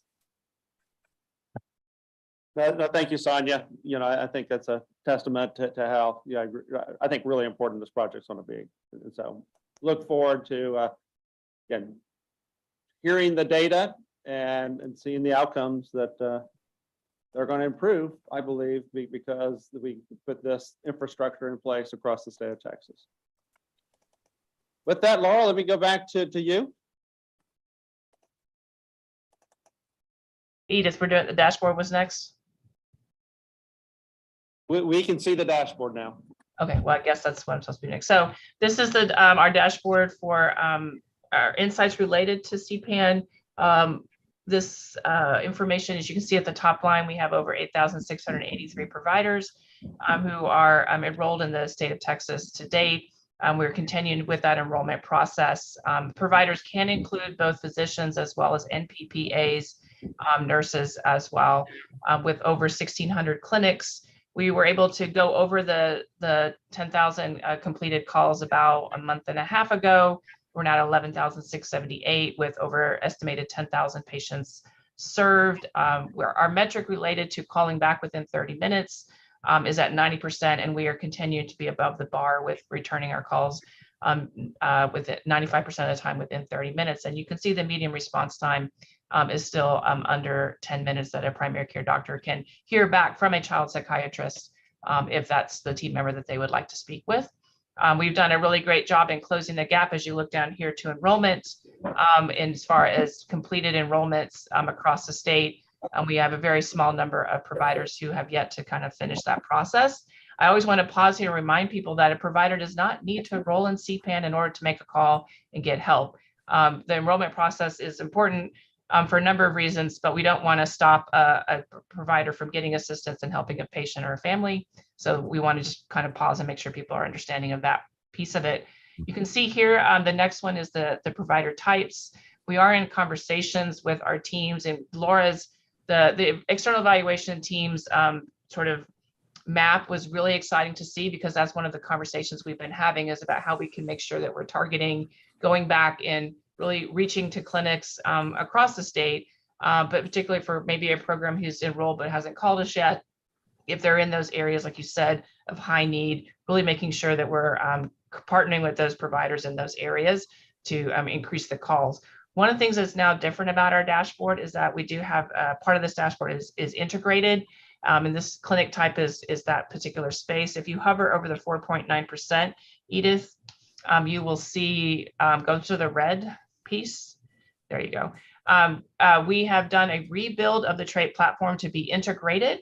So as our program does start to increase the different types of possible networks that we're doing, which is of course right now is PeriPan, we will be able to see what different types of providers have been enrolled in our services. We don't see OB-GYNs just yet because this data was before the true launch of PeriPan. Moving forward, we'll be able to see that process and see what the different types of providers that we have enrolled. Next bit down. So when you look here at our monthly volume, child mental health is very seasonal. One of the things that we'll be interested to see, particularly with PeriPan, is whether or not there's any differences seasonality wise when it comes to needing women who are needing help in that peripartum, perinatal period. But we actually had a stabilization over the summer and a slight uptick in July. What every team is telling me right now is the month of August has started out at a busier clip. So we do anticipate that we'll be back to our highest level that was in February, which again kind of coincides with the peak in just child mental health distress, and actually go above and beyond that. So we're really excited to see those numbers increase. Even as we moved into the summer, we stabilized. And when you look at the clinic stacking engagement, look at hover over July, you can see that again, almost 52% of providers have called the Cpan line more than once. So again, we do think that this is one piece of evidence that they find the network helpful and useful, is that if we can get them to call once, they're calling again. So all of our teams are very much engaged in the process of outreach. El Paso is a good shout out for us. They had a recent road trip where they went and looked, because their region's quite vast. They've gone out, and many of our clinics out in more distant parts of Texas want to meet and greet and get a chance to talk to people in person. So their team did a road trip that was both for Cpan and TChat together, meeting with school districts as well as meeting with providers across their vast region in the El Paso district. And so if you go down to the next little bit, we can see here, speaking to the evaluation teams, the vast majority of times the provider is calling about a specific patient. They are looking for assistance with referrals as well as with the physician. And we're kind of holding at about 3.3% of the time they're calling with issues related to an emergency. And going down one more, you can see here just sort of the age range. Again, it's the gamut. It's really what does a provider need from us? So we talk to them as with kids that are in the pre-K sort of area, as well as latency, high school, and a little bit beyond. And as far as the male to female ratio of the patients that they're calling us on, and we've looked at our data related to rates and ethnicity. I'm thinking about Dr. Martinez and others who might ask me that question. And so far, I think we are seeing that we're doing reasonably well, that we're getting calls in a way that we think is equitable. That's something that we're going to be paying attention to quite a bit when it comes to both Cpan and TChat. So there you go. There's the dashboard for us all.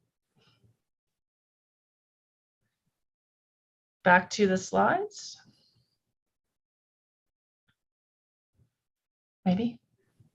I think there's a few more. We're almost done. We are done. So can I ask a question a minute, Laura, about that before you start on TChat?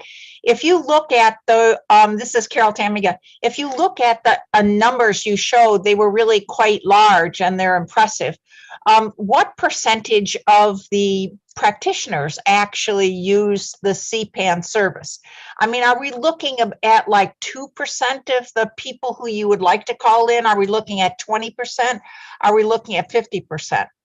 Yeah, I don't have that numbers right now. That's one of the things that we're working with the evaluation teams on. And that's why, again, I was really excited to see the map that Laura, the external evaluation team, is putting together. So maybe at the next meeting, we'll be able to share some of that with you. Thanks. Mm-hmm.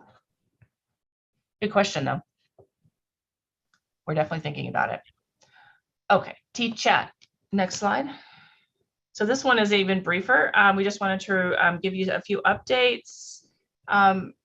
And talk about one of the things that's come up from us is the concept of, what TChat is a service that teams are running in different ways across our state. We're talking about things that we can operationalize and provide some standardization on. And one of those is related to case management that is distinct and different from either a physician or a therapist working with a family and a young person in a psychosocial or medical management sort of model.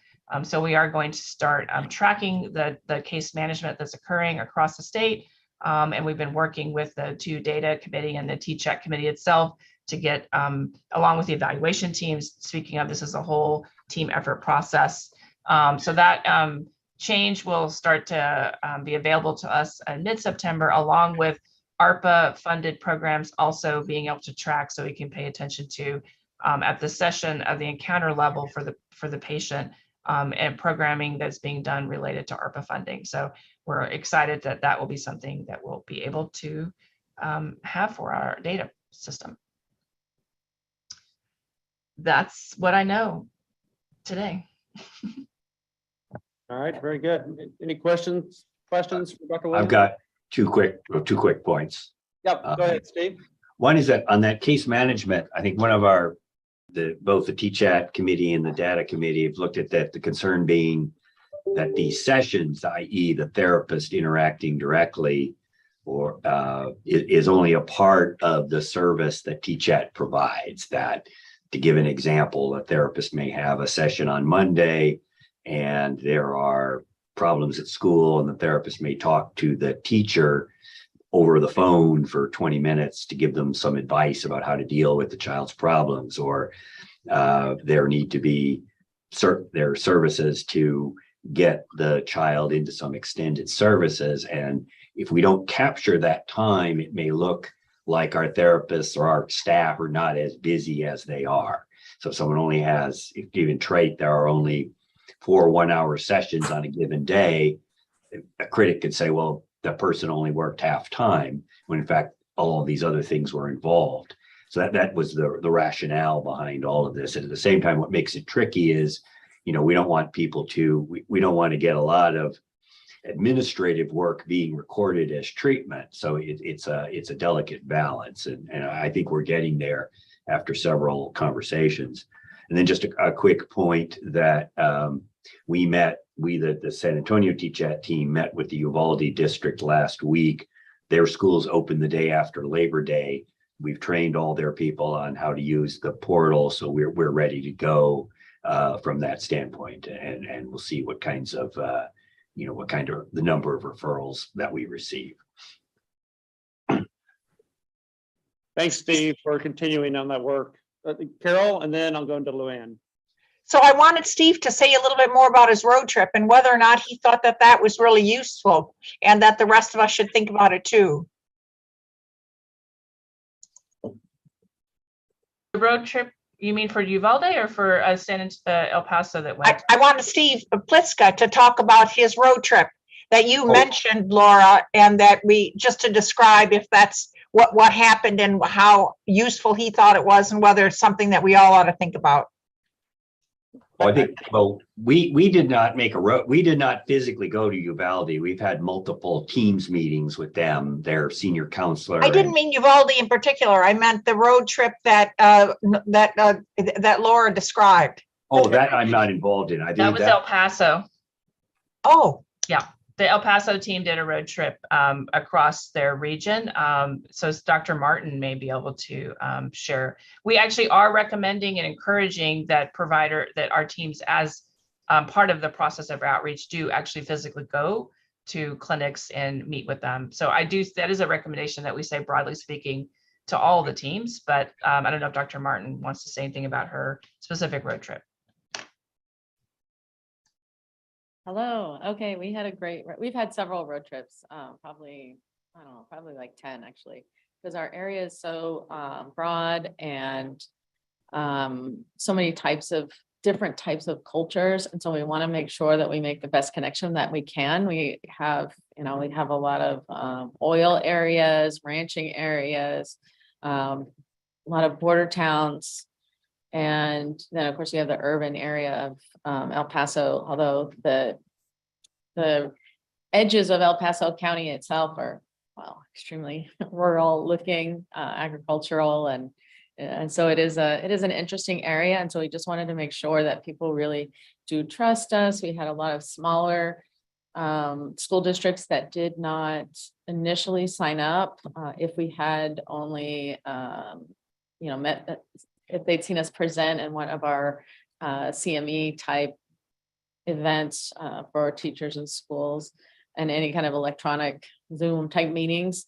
But when we go out there, they almost all say they want to sign up. And so then we're just waiting to get a lot of them approved through the school board or even on the Texas Tech side, the contract signed again.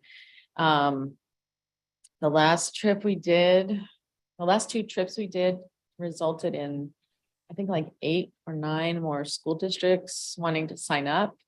And then also the trip that we made that was most successful was the summer trip. So I was worried when we planned this trip in the middle of the summer that nobody would be at the schools. Everybody would be on vacation. All the doctors would be on vacation. And actually, most of the people, there was a staff at every single place we went, but nobody's as busy. So they had way more time to talk with us. We do like to get appointments beforehand when we're doing these trips, but a lot of the people we couldn't really get through on the phone, and we just showed up and they're not that busy. So they're like, sure, we'll talk to you. I think we get in better if you have a doctor. So I know it's hard to take people off of clinical care and send them on these road trips, but I'll tell you, it's harder to say no if the doctor's standing right there.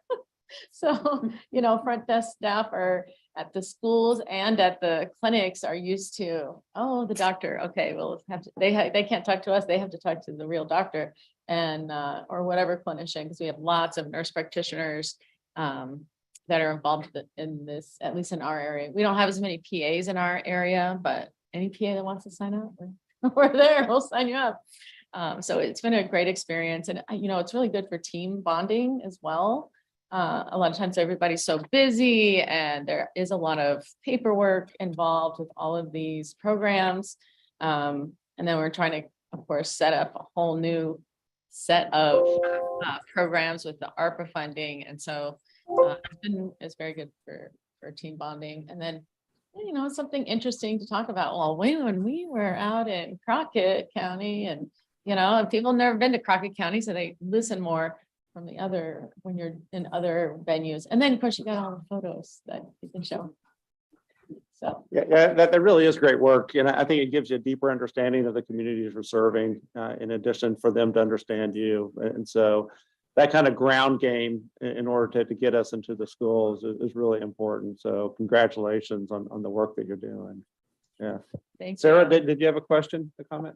Well, yeah, more of a comment just to say that I think it's been very helpful for us because we are in a similar region where we have some epicenters and then a lot of rural areas, but we also cover multiple education service center regions.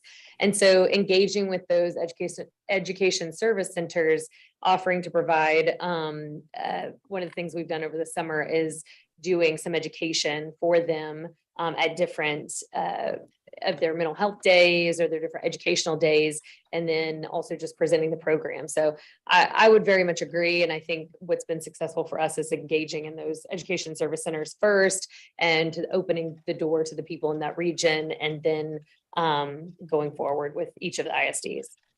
All right. Very good. Any other questions? Luann, did you want to say anything?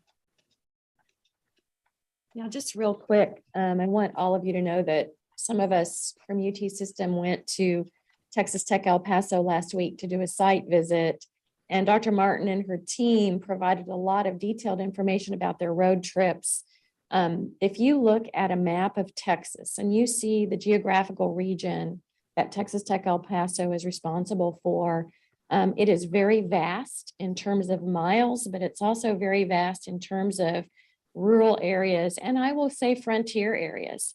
And we were very impressed with their outreach activities, the fact that they have done road trips in person to shake hands and meet with school district staff as well as primary care physicians. And so I'm going to invite Dr. Martin to present information at the next consortium meeting, because I think it's very important for everyone to know, especially, people who are watching and curious about outreach to rural and frontier areas of our state, how we're doing that as a consortium and how important it is so that our goal of providing access to children's mental health care is being realized out in those parts of our state. So thank you. Yeah, I think it's a great example of the extent our health-related institutions are going to in order to make these services available to any school that wants it. And so again, congratulations on the great work. And I know other institutions are doing the same type of work. But this goal that we've been given to make TChat available to any school that wants it, they got to know about it. And so again, congratulations on that work.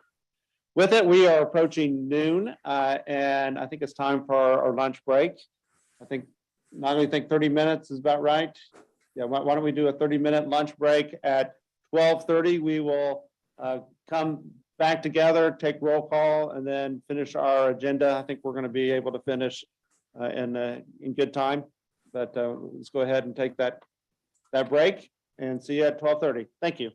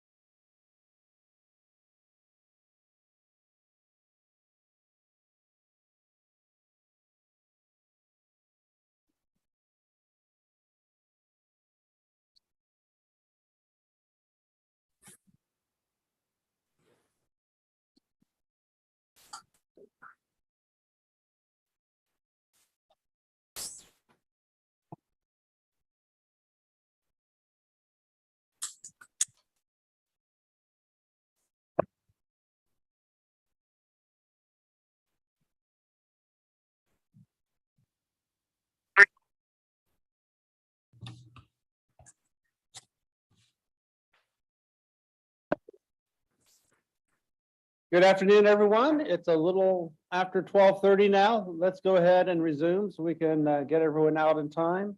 Luann, why don't we go ahead and do roll again and make sure we have a quorum. Okay, Dr. Babato? Here. Dr. Blader?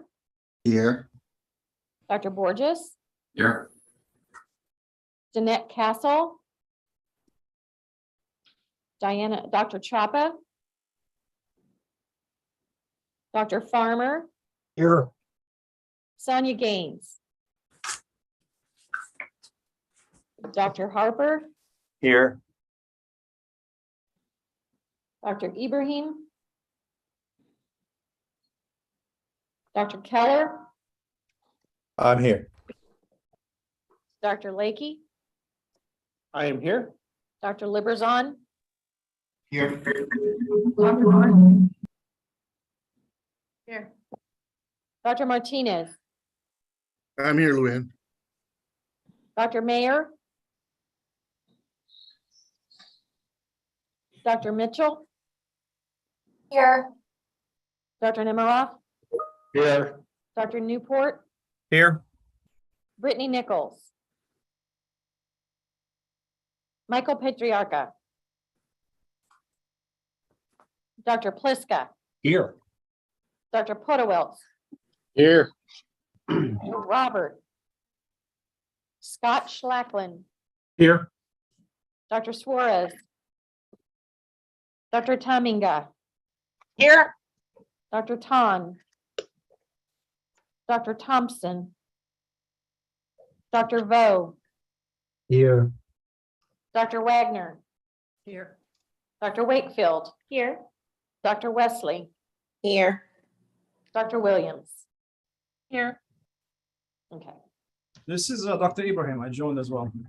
Oh, thank you. This is Dr. Sotuyo. I'm here too. Thank you. Sonia's here as well. All right, Sonia, thank you. Are we at quorum? All right, very good.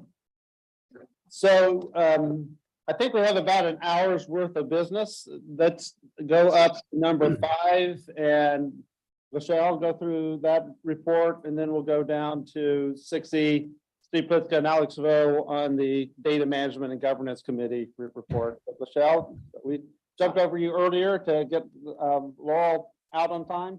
With you. No worries, no worries. So I'll just give a high level overview and then I'm going to pass it over to Jonathan, who has been working with all the HRIs to update budgets over the last few months.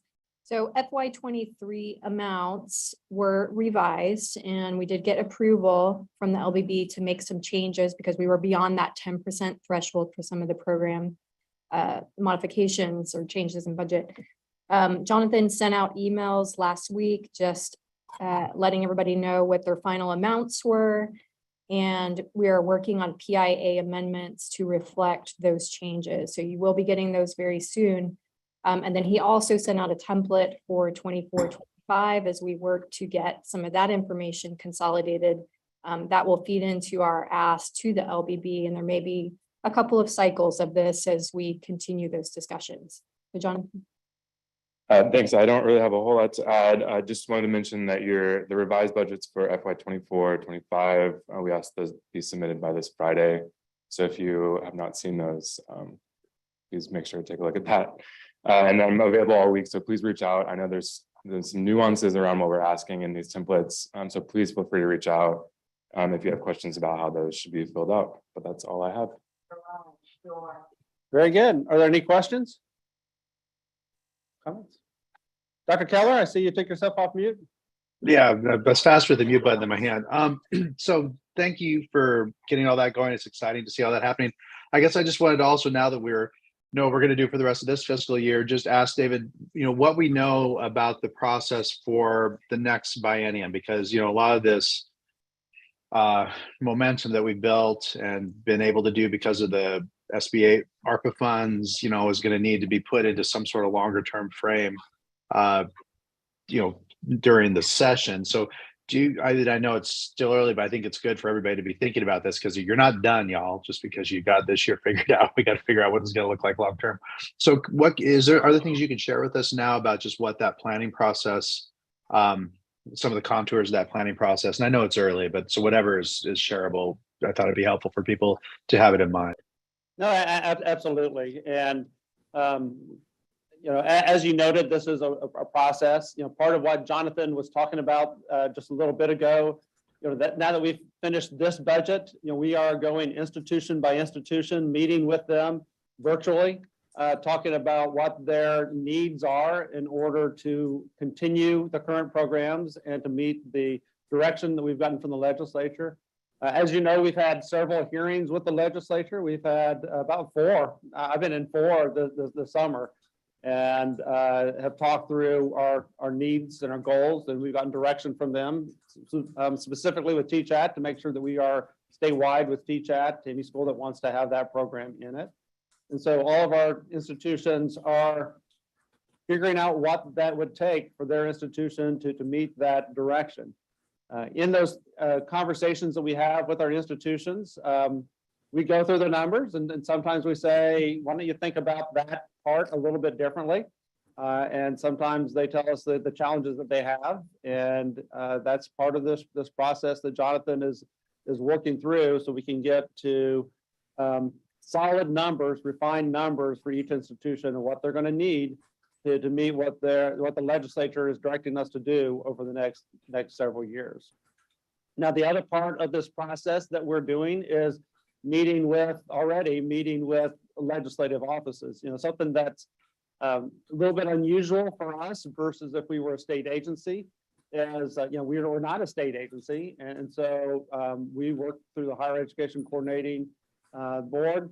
But we're also working directly with key legislative offices now, so they understand what the needs will be for the budget writers, as they start approaching this next legislative session. And so those conversations are taking place. Those are small conversations with me and maybe a couple other people with key legislative staff, and so that they understand the direction that we're in. We understand the direction that they want us to move forward in, and sharing with them what it's going to take and trying to work through what that process will be, since we're, again, a little bit unusual. So if we're not a formal independent agency, how we'll make sure that those needs are addressed during the legislative session. And so that may be a little bit vague, Andy, but I'm happy if you have follow-up questions. But again, this is something that we're working on pretty hard right now to make sure that the budget numbers are solid and that communication is taking place with the legislature, again, based in the framework that the legislature has given us. Let me go back to Andy, and then Charlie, I'll go to you.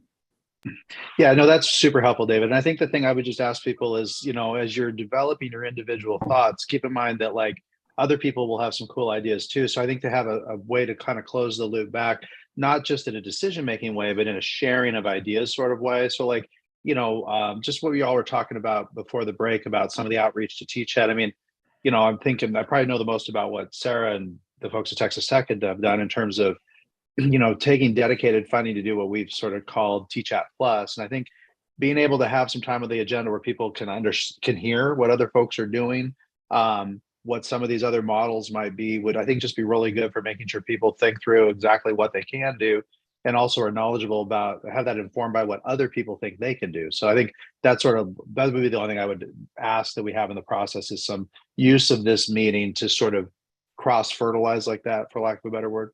Yeah, I think at a maybe not at a final level, but a pretty good, pretty refined numbers at the next meeting, we can start sharing some of those numbers with the group and see some of the differences between institutions, some of the things that they are working on. We also, in this process, asked our institutions to develop some workforce development ideas, and we'll share those. And again, I think we're going to be getting direction related to working with the legislature on expanding the workforce, because this is an issue that they are increasingly realizing is a huge issue if we want to be able to do these projects statewide. Charlie, I see your hand. Yeah, I just want to follow up on Andy's point and ask about the BRAIN initiative, which obviously is synergistic with the work of this consortium. And obviously, a couple of years ago, there was a suggestion that there would be a entity formed that would be analogous to CPRIT, that would be funding research in the brain sciences, including mental health disorders and substance abuse. And apparently that's being reinitiated in the current legislature. And I wonder if we're going to be able to have some coordination with that initiative, because it's obviously synergistic with what we do in the consortium. Yeah, so I'm happy to talk about that a little bit. The last several sessions, there has been thought of trying to get a significant legislative success to put significant money, dollars into brain research in the state of Texas. For a variety of reasons, that didn't move forward in the last several sessions. It is something that a variety of people in Texas are looking at very closely to think through what it would take to be successful, how that would be done. And there's a variety of, I'm going to be careful related to political sensitivities of how that could be accomplished. But again, a lot of support in Texas from what I am hearing of putting in, you're at least having that conversation during the legislative session. I think I can pretty much guarantee that there will be a legislator that will put a bill in. It takes a lot, though, besides having somebody that's going to put a bill in to get to the finish line.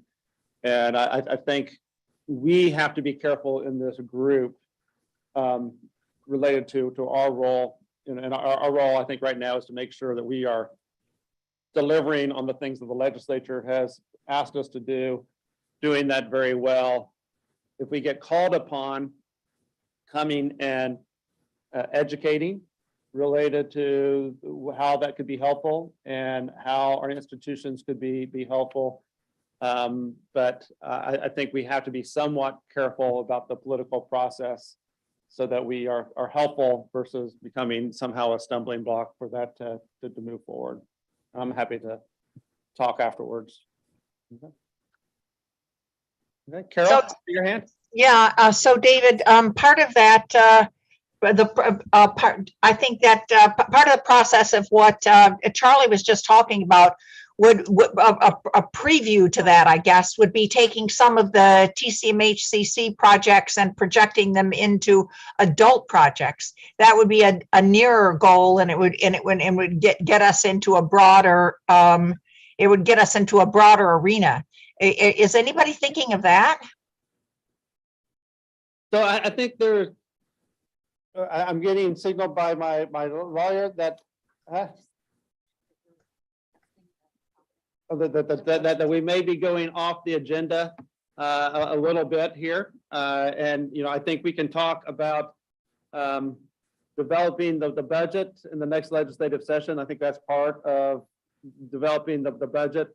There are a variety of other conversations and and Carol, I think maybe, I think some of the ideas from the next legislative session, there are a variety of people that have ideas of what the legislature may want to address and change the consortium or some different ways to support it. And we'll just need to see how that transpires. And then maybe as we approach the legislative session, as some of those ideas are further baked, we can discuss those and put that on as an agenda item for a full conversation.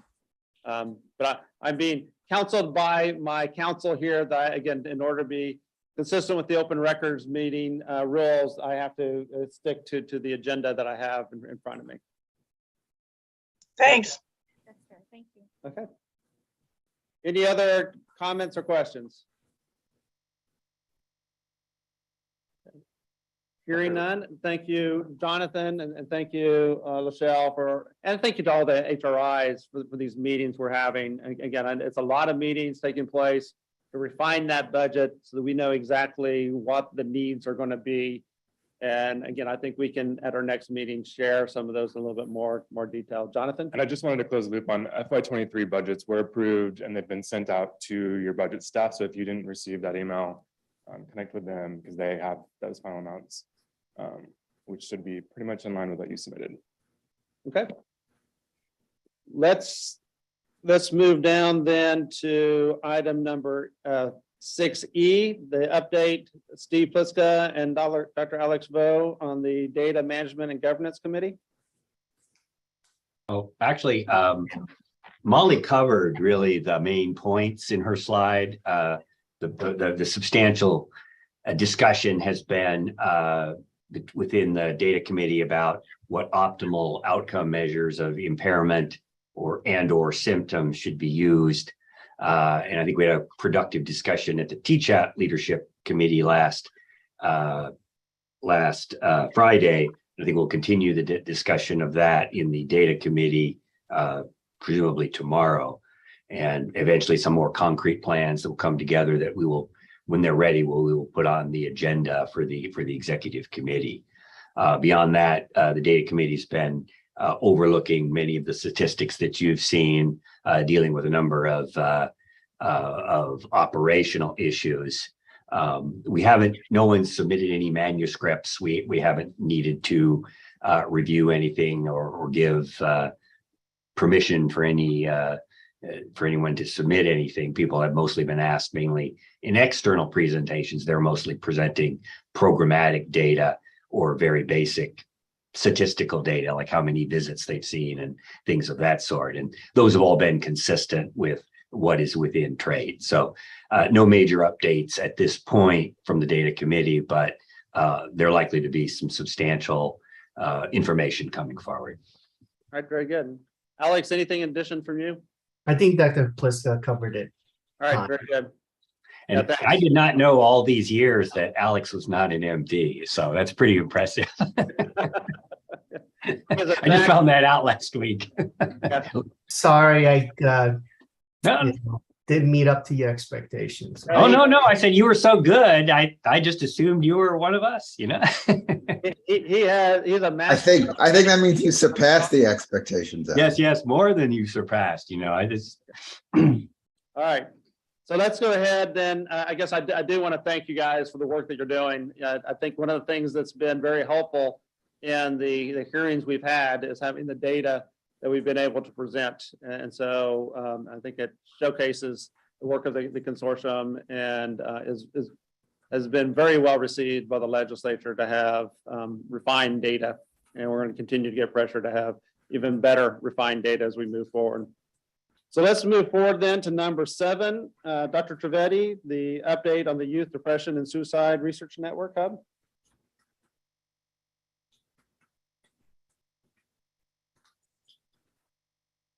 Share this slide. Perfect.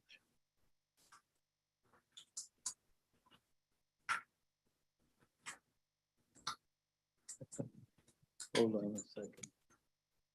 Okay. Wonderful. I won't to take too much time. The work is really going very well. These are the network consists of the 12 HRIs. All of them are recruiting and functioning. There is obviously a large number of faculty and staff trained at all of the network sites. We have 1,292 people consented, 1,165 enrolled. These and you can see the numbers of participants by visit count. We now have significant number of people with even more than 8, and these are research visits. There is also simultaneously clinical visits in these same patient populations happening. And you can see the distribution of enrollment across the network. Quite a few, like some a number of places have now reached over 100. Some approaching 100. There are a few sites that are working on enhancing recruitment there. we have about 1,000 participants who have had at least 5 or more research visits. That's just a significant number of real data collection. So total completed research visits have been 69, 5,000 plus hours completed on conducting assessments and scoring data entry. The first 1,000 baseline data is now totally completely cleaned, and we are looking at some of the psychometrics kind of things, measurements. We have suicide rating instruments, irritability rating instruments, trauma rating. So we're looking at a number of those data for the baseline only, not the outcomes yet. This is the distribution, and we've shown before, the distribution remains quite the same. Majority of the population is 12 to 17. But unlike a number of either adult or children networks, we also have 18 to 20-year-olds on the one end and 8 to 11 obviously is a small number, but the 18 to 20 number is actually quite significant. We are on a depression suicide research network. Unfortunately, therefore, vast majority of our population is females. We know the rates of depression, anxiety, suicide are double in females than males, so we are reflecting the same. We have a significant race ethnicity distribution, so we've been able to maintain that. The second part is this is a moderately severe to severe population. This is a population that needs to be in treatment. Doesn't mean they have to be on medications. They can be any treatment, but would be people that nobody would question that they need to be in treatment. There is significant dysfunction. 67% of these participants we have moderate to severe depression. A quarter of them are endorsing suicidal thoughts, severe anxiety in about 60% of population. So this is the population we need to be treating and studying what is likely to help, what is not. We are also beginning to learn early lessons. For example, we've been doing a lot of education and work around measurement-based care for this population. And Dr. Wakefield has actually taken the lead on really doing a whole lot of education, webinars, slides, materials, etc. But I think that if we have to now take the next step, and that is make sure that this happens so that outcomes can improve. And we're beginning to see where we need to make the difference to improve the outcomes. It's not sufficient for kids to be in treatment. We need to be getting their outcomes better. And that work is what I think the next year we are going to focus on. And that may be the work we need to expand and think through carefully. Dr. Wakefield is actually now implemented at Texas Tech, and I'll let her talk up at the end, and that is we have integrated a measurement-based care clinical decision support tool with their EHR. So that is where all their primary care practices, as well as psychiatry specialty care, is using this measurement-based care decision support tool in their practice. We will now need to make changes to implement it better, but that is really already happening. Close to 6,000 patients have been screened with that in the last 4 or 5 months. That sort of, I think, approach will have to be spread across if we are going to get better outcomes on this severe population. So lessons learned are happening quite a bit. We have, as I mentioned, had several meetings. Last network call, I described the process. We have cleaned the first 1,000 participants' data, and that data is really very rich in trying to describe all this, but more importantly, measurements we are using so that we can then decide what works, what doesn't work. And we have some of the early data we presented at that. There are several proposals. I saw Dr. Martin distributed some paperwork to all of you. We're working on those. We have a publications committee. Will regularly be the guardian that will really monitor this. You don't want a network like data to have some papers from here and contradictory papers from there. So we'll have a governing body in the process, and more to come in the next 6 months.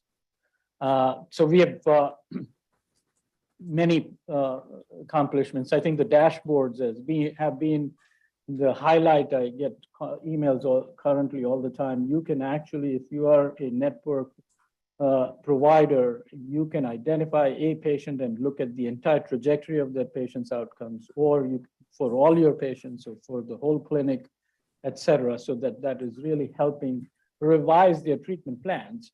And I think this business of being able to do both improving clinical care and doing these research assessments in the same setting, the learning healthcare network model, is very unique. This doesn't happen. There are research studies, large scale, that do research, and then they have very concrete, regimented protocols that are delivered, but that doesn't reflect true clinical care. And then there are clinical care monitoring approaches, networks that really ultimately identify what's usual care. That isn't what we want either. So this is where we are combining the two in one network.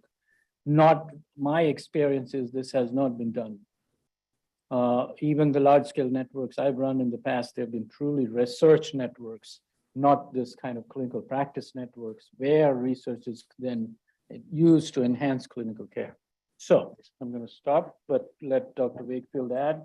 She knows about this as much as I do. So, Well, I just wanted to kind of double down on a few points that you made. That first, we have a very sick population. And I think that's important for us all to know that the kiddos, the youth that we're capturing are greatly suffering and deserve better treatments. They deserve us to know better what we're doing as health systems. And they deserve us to find those gaps in care so that we can improve outcomes. And that's what we're trying to do with this Youth Depression and Suicide Research Network. Wanted to talk a little bit about what this clinical network, clinical research hybrid network looks like in practice. That when we see a kiddo through a research visit and we collect all of these measurements for that child, we then share that with the child and family's permission with the treating clinician. And so in that process, we are both not duplicating services or not duplicating the impact of filling out all of those things for that child, but also teaching the clinician how to utilize measurement-based care to improve outcomes for that kid, and then following that over time.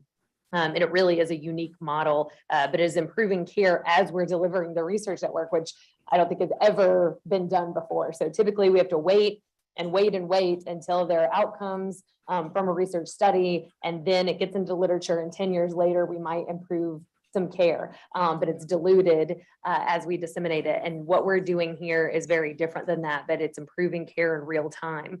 And so really exciting. The other, just wanted to touch base on the software-based program for measurement-based care, that one of the things that I did not understand, even though we were hearing all of these reports of increased rates of depression and anxiety during COVID, post-COVID, that what we're seeing is some of our clinics are reporting numbers of over 60% screening positive for depression. And these are in youth populations.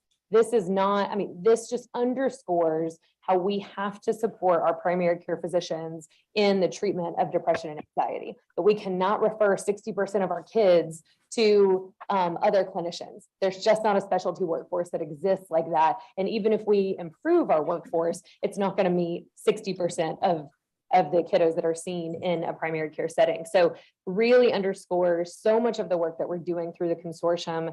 And I always love when our programs inform other programs, and that's what we're doing here, working together collaboratively. And I'm just really excited to start telling the story in a way that's public, and these publication processes that we can move care forward for all the kiddos in Texas. And also I think it'll move care forward for kids across our nation. So thank you. Andy, I see your hand.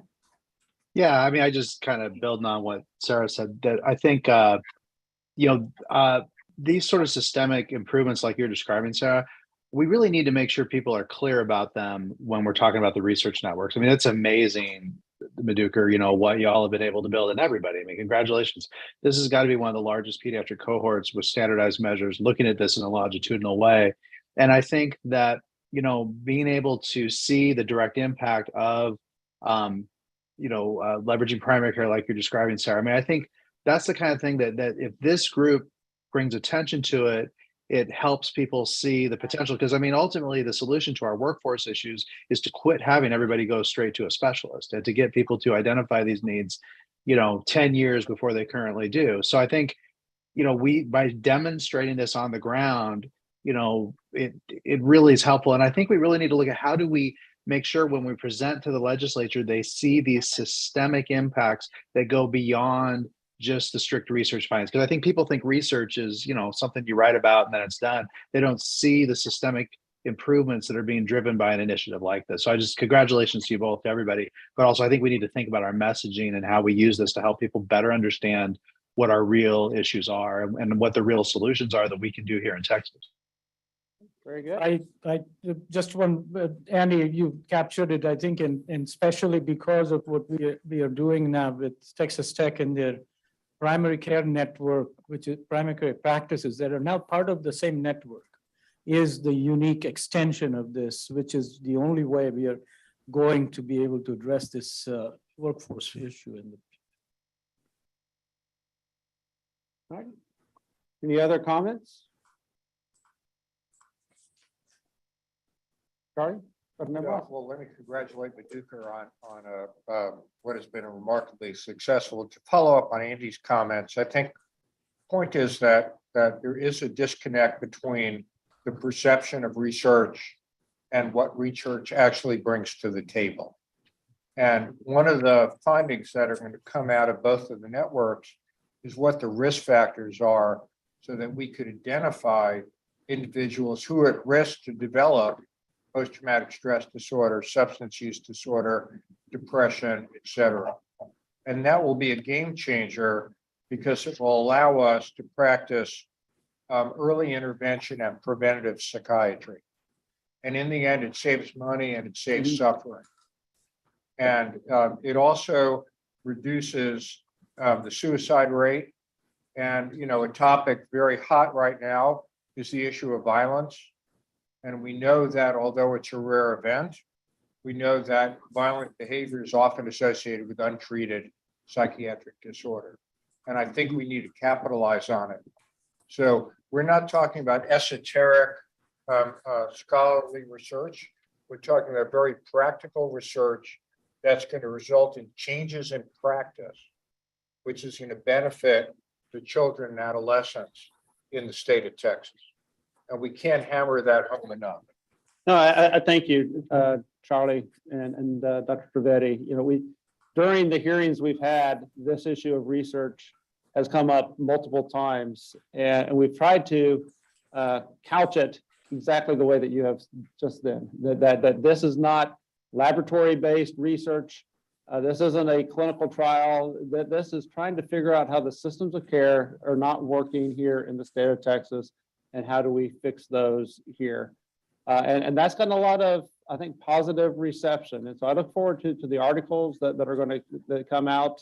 A lot of it, just sharing with you some of the things that I heard during the legislative hearings is this understanding why is really, really important to them. They have a lot of interest in things like social media, things kids watch, video games, all those type of things, and a variety of other issues. Are these things that are happening to our kids resulting in depression, resulting in increased violence, et cetera? And so I think you guys are getting very well positioned to answer some of those questions, which the legislature, I think, will really want to see. Israel, Dr. Liberson? I wanted to add to that, to both comments of Charlie and yourself and Meduka and Sarah before. So it's not really, one can think about, so we have, it's true that so many kids are screening positive and need some help. And it's true that a lot of kids get traumatized, but it's also true that many of them will recover and some of them will require more interventions. So how do we deal with that? So my point is that there's two different aspects to that. One of them is educating and working with physicians in order to provide them help in the primary care. Research is exactly that. It's also adding the other part, saying out of those 50 or 60%, who will not do well and will go into severe clinical depression or PTSD. And by identifying that, we actually can target this population. So it's the other side of the hand. It's the second part of the same approach of saying, okay, we have epidemics here, and how do we deal with epidemics? One, we increase the workforce. The other one, we identify those who at most at risk. And that's part that Charlie was talking about that. So in my view, this research is exactly, it's a component of direct care enhancement in Texas rather than only isolated process. Very good. Dr. Martin, just a little bit ago, you were sharing a document with those folks in the room. And so I probably need to say something about it to be consistent with, open meetings, et cetera. You want to, at a high level, talk about kind of what this document is and how it pertains to this item here? Sure. So, for the YDSRN, since we reached the 1,000 enrolled patients, Dr. Trivedi has asked us to start looking at baseline data. And so over the last, we've been ready for it. It's not like we reached it and then we started. We've been looking kind of all along at our own, we have access to our own local data. And so we've been looking at a few different trends.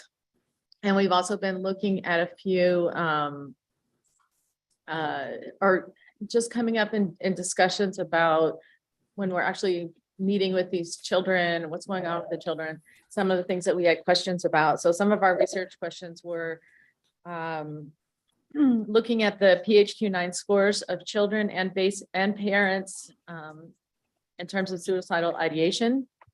Our patients are almost all Hispanic. So, including the whole state, we could look at Hispanic versus white versus, Hispanic versus non-Hispanic versus other races, et cetera. And because one thing we're noticing is that you'll ask the child if they've had suicidal thoughts or an attempt, and then you'll ask the parents and you get very different answers. And so we wanted to know more about what types of kids have those differences and whatever else we can get from the data around that question. And then another question was if children who are regularly taken to primary care visits have different levels of depression than other children. So there's just a couple of the things that we're looking at. Oh, and also anxiety, how anxiety relates to depression, because in our sample, it looks like if you're depressed versus depressed and anxious, the rates of suicidal thoughts are much higher in the ones who are depressed and anxious. And so we wanted to look into that further too. So, and we're all going to be joining together. So I had given out a little sheet of paper with some questions. So that's what Dr. Lakey was talking about. So you're working with Dr. Trivedi and figuring out which of these have the most opportunity to move forward? Okay. So we have been talking about it. We'll basically have a system, and so people will put in proposals, and our statistics team will work with them.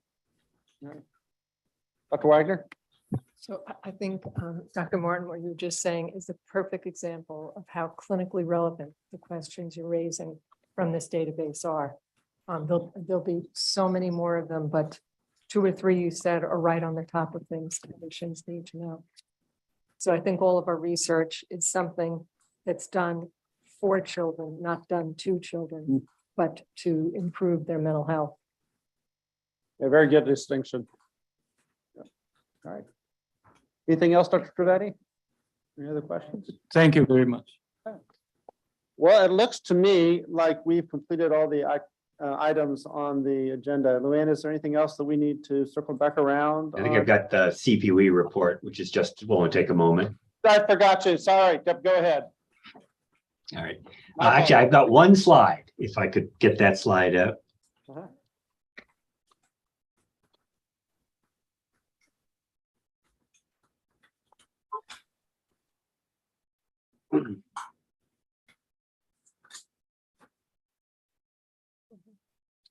Okay, so we go right to actually 2 slides, including the title slide. So go to the next one.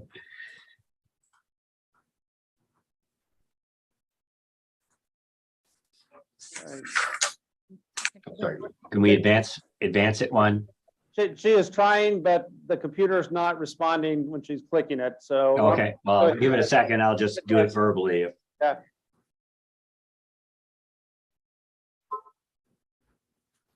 And everyone should have a copy of these slides. So why don't we just go Yeah, ahead? if you look at it on your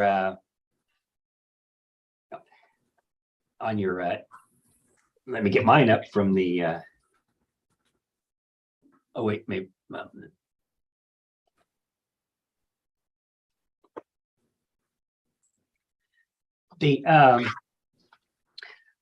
when the CPE committee, in conjunction with David Lynch on the internal evaluation team, we've tried to kind of put together the data for our metrics, and it's been clear kind of needed to refine the ways to do that. So there was a major effort to rework the spreadsheets that are used for the monthly reports in order to look at the FTEs of residents and faculty at each site.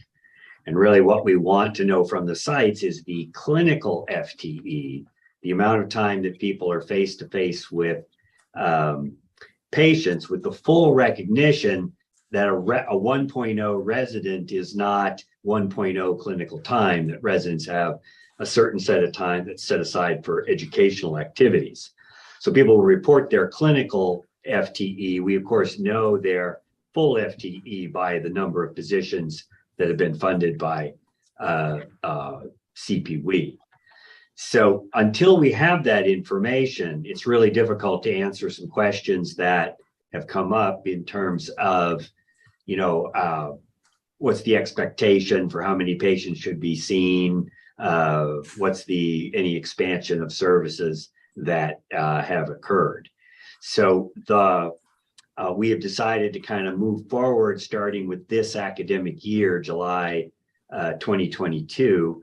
And let's see, the 15th was the date that everybody should have had their monthly reports in. David, have you received that spreadsheet from all sites at this point? I saw you were on, David Lynch. Yes, I believe so. Great. Well, that's good news. All right. Now, another of our metrics in CPE are resident feedback in terms of the impact the rotation had on them. And we collected all the resident emails last academic year, and we sent those out to the residents. Those of you who've been involved with residents will probably not be surprised to learn that unfortunately our response was quite low. It wasn't insignificant.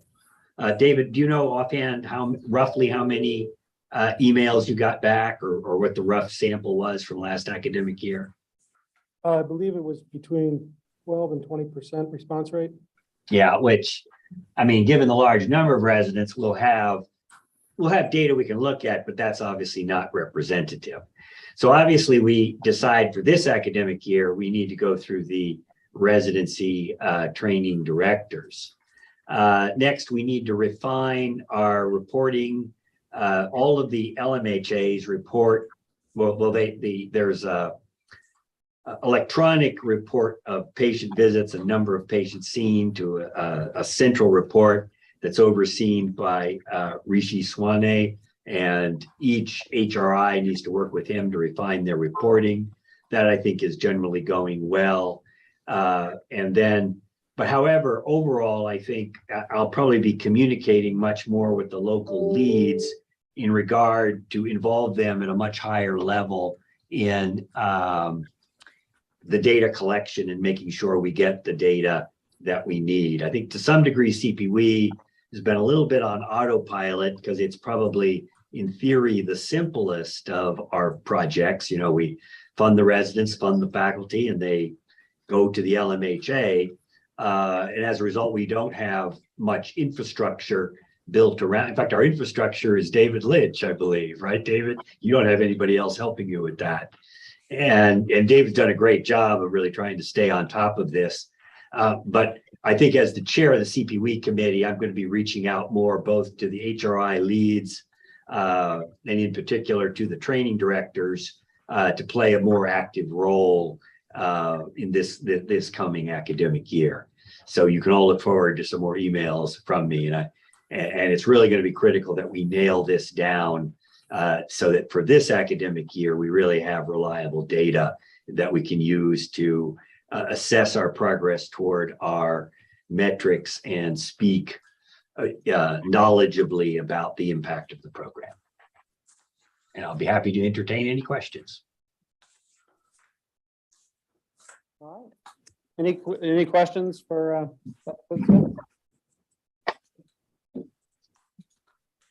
Dr. Martin? I just wanted to say how great it is to work in this program, how great it is to work in these local agencies, the nonprofits and the LMHAs. And every project we have started has created other projects with the community. And so we have just loved working with this. And I think the community, they really get to know us so much better. And so we're so much more involved in everything going around our community, not just strict, psychiatry appointments. So I think it has so much more of an impact that's extremely hard to measure, unfortunately. Well, I love it. Those qualitative aspects are being assessed through the resident surveys. And that's why those are, it's simple to correct the counting of patient visits and FTEs. We just have to do it. But we got to get our residents to respond so we can, Sarah, so we can measure exactly those things that you just mentioned. And we might want And then of course the external team, I believe, is going to be reaching out to the LMHAs themselves, the external evaluation team, to do surveys of the staff, which also should give us more of those qualitative impacts. then maybe talking to the attendings who are doing it too, because job satisfaction these days is so much more important than it used to be, even because everybody needs, as we're reducing stigma and expanding access, we haven't really yet expanded the amount of psychiatrists. So making sure that every psychiatrist that works with us finds their work meaningful and enjoyable both is so important. I think this is one of the programs that we're doing that really adds that a lot. Oh, absolutely agreed. And that's why we don't want to be left at the end of the year not being able to document that. So we got to really hit the nail on the head with getting the data in. All right. Any other questions?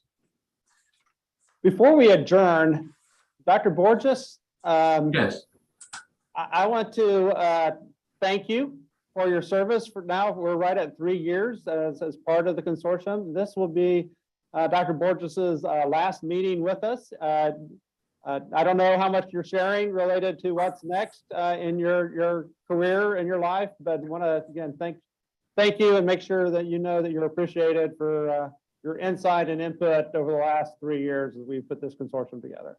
well, I appreciate the chance to be part of such an innovative and important program. I'm leaving Baylor Scott and White in September. I'm returning to the University of California, Davis campus, where I'll be vice chair of hospital services. It's been nice to work with everybody. Well, we wish you well. Thank you. Congratulations. Appreciate that. Anything else before we adjourn? Our next meeting, Luann, we'll be sending that out to you, September 20th. And it sounds like a couple of things that came out of this meeting, we'll need to make sure we incorporate into that agenda. Input related to the next budget and the next legislative session. There's some things there that we can put on in addition to the updates. And again, significant progress. And again, appreciate all the work that you are doing throughout the state to build these programs. With that, thank you and have a good afternoon. Bye, David. Bye. Thanks. Cheers. Bye.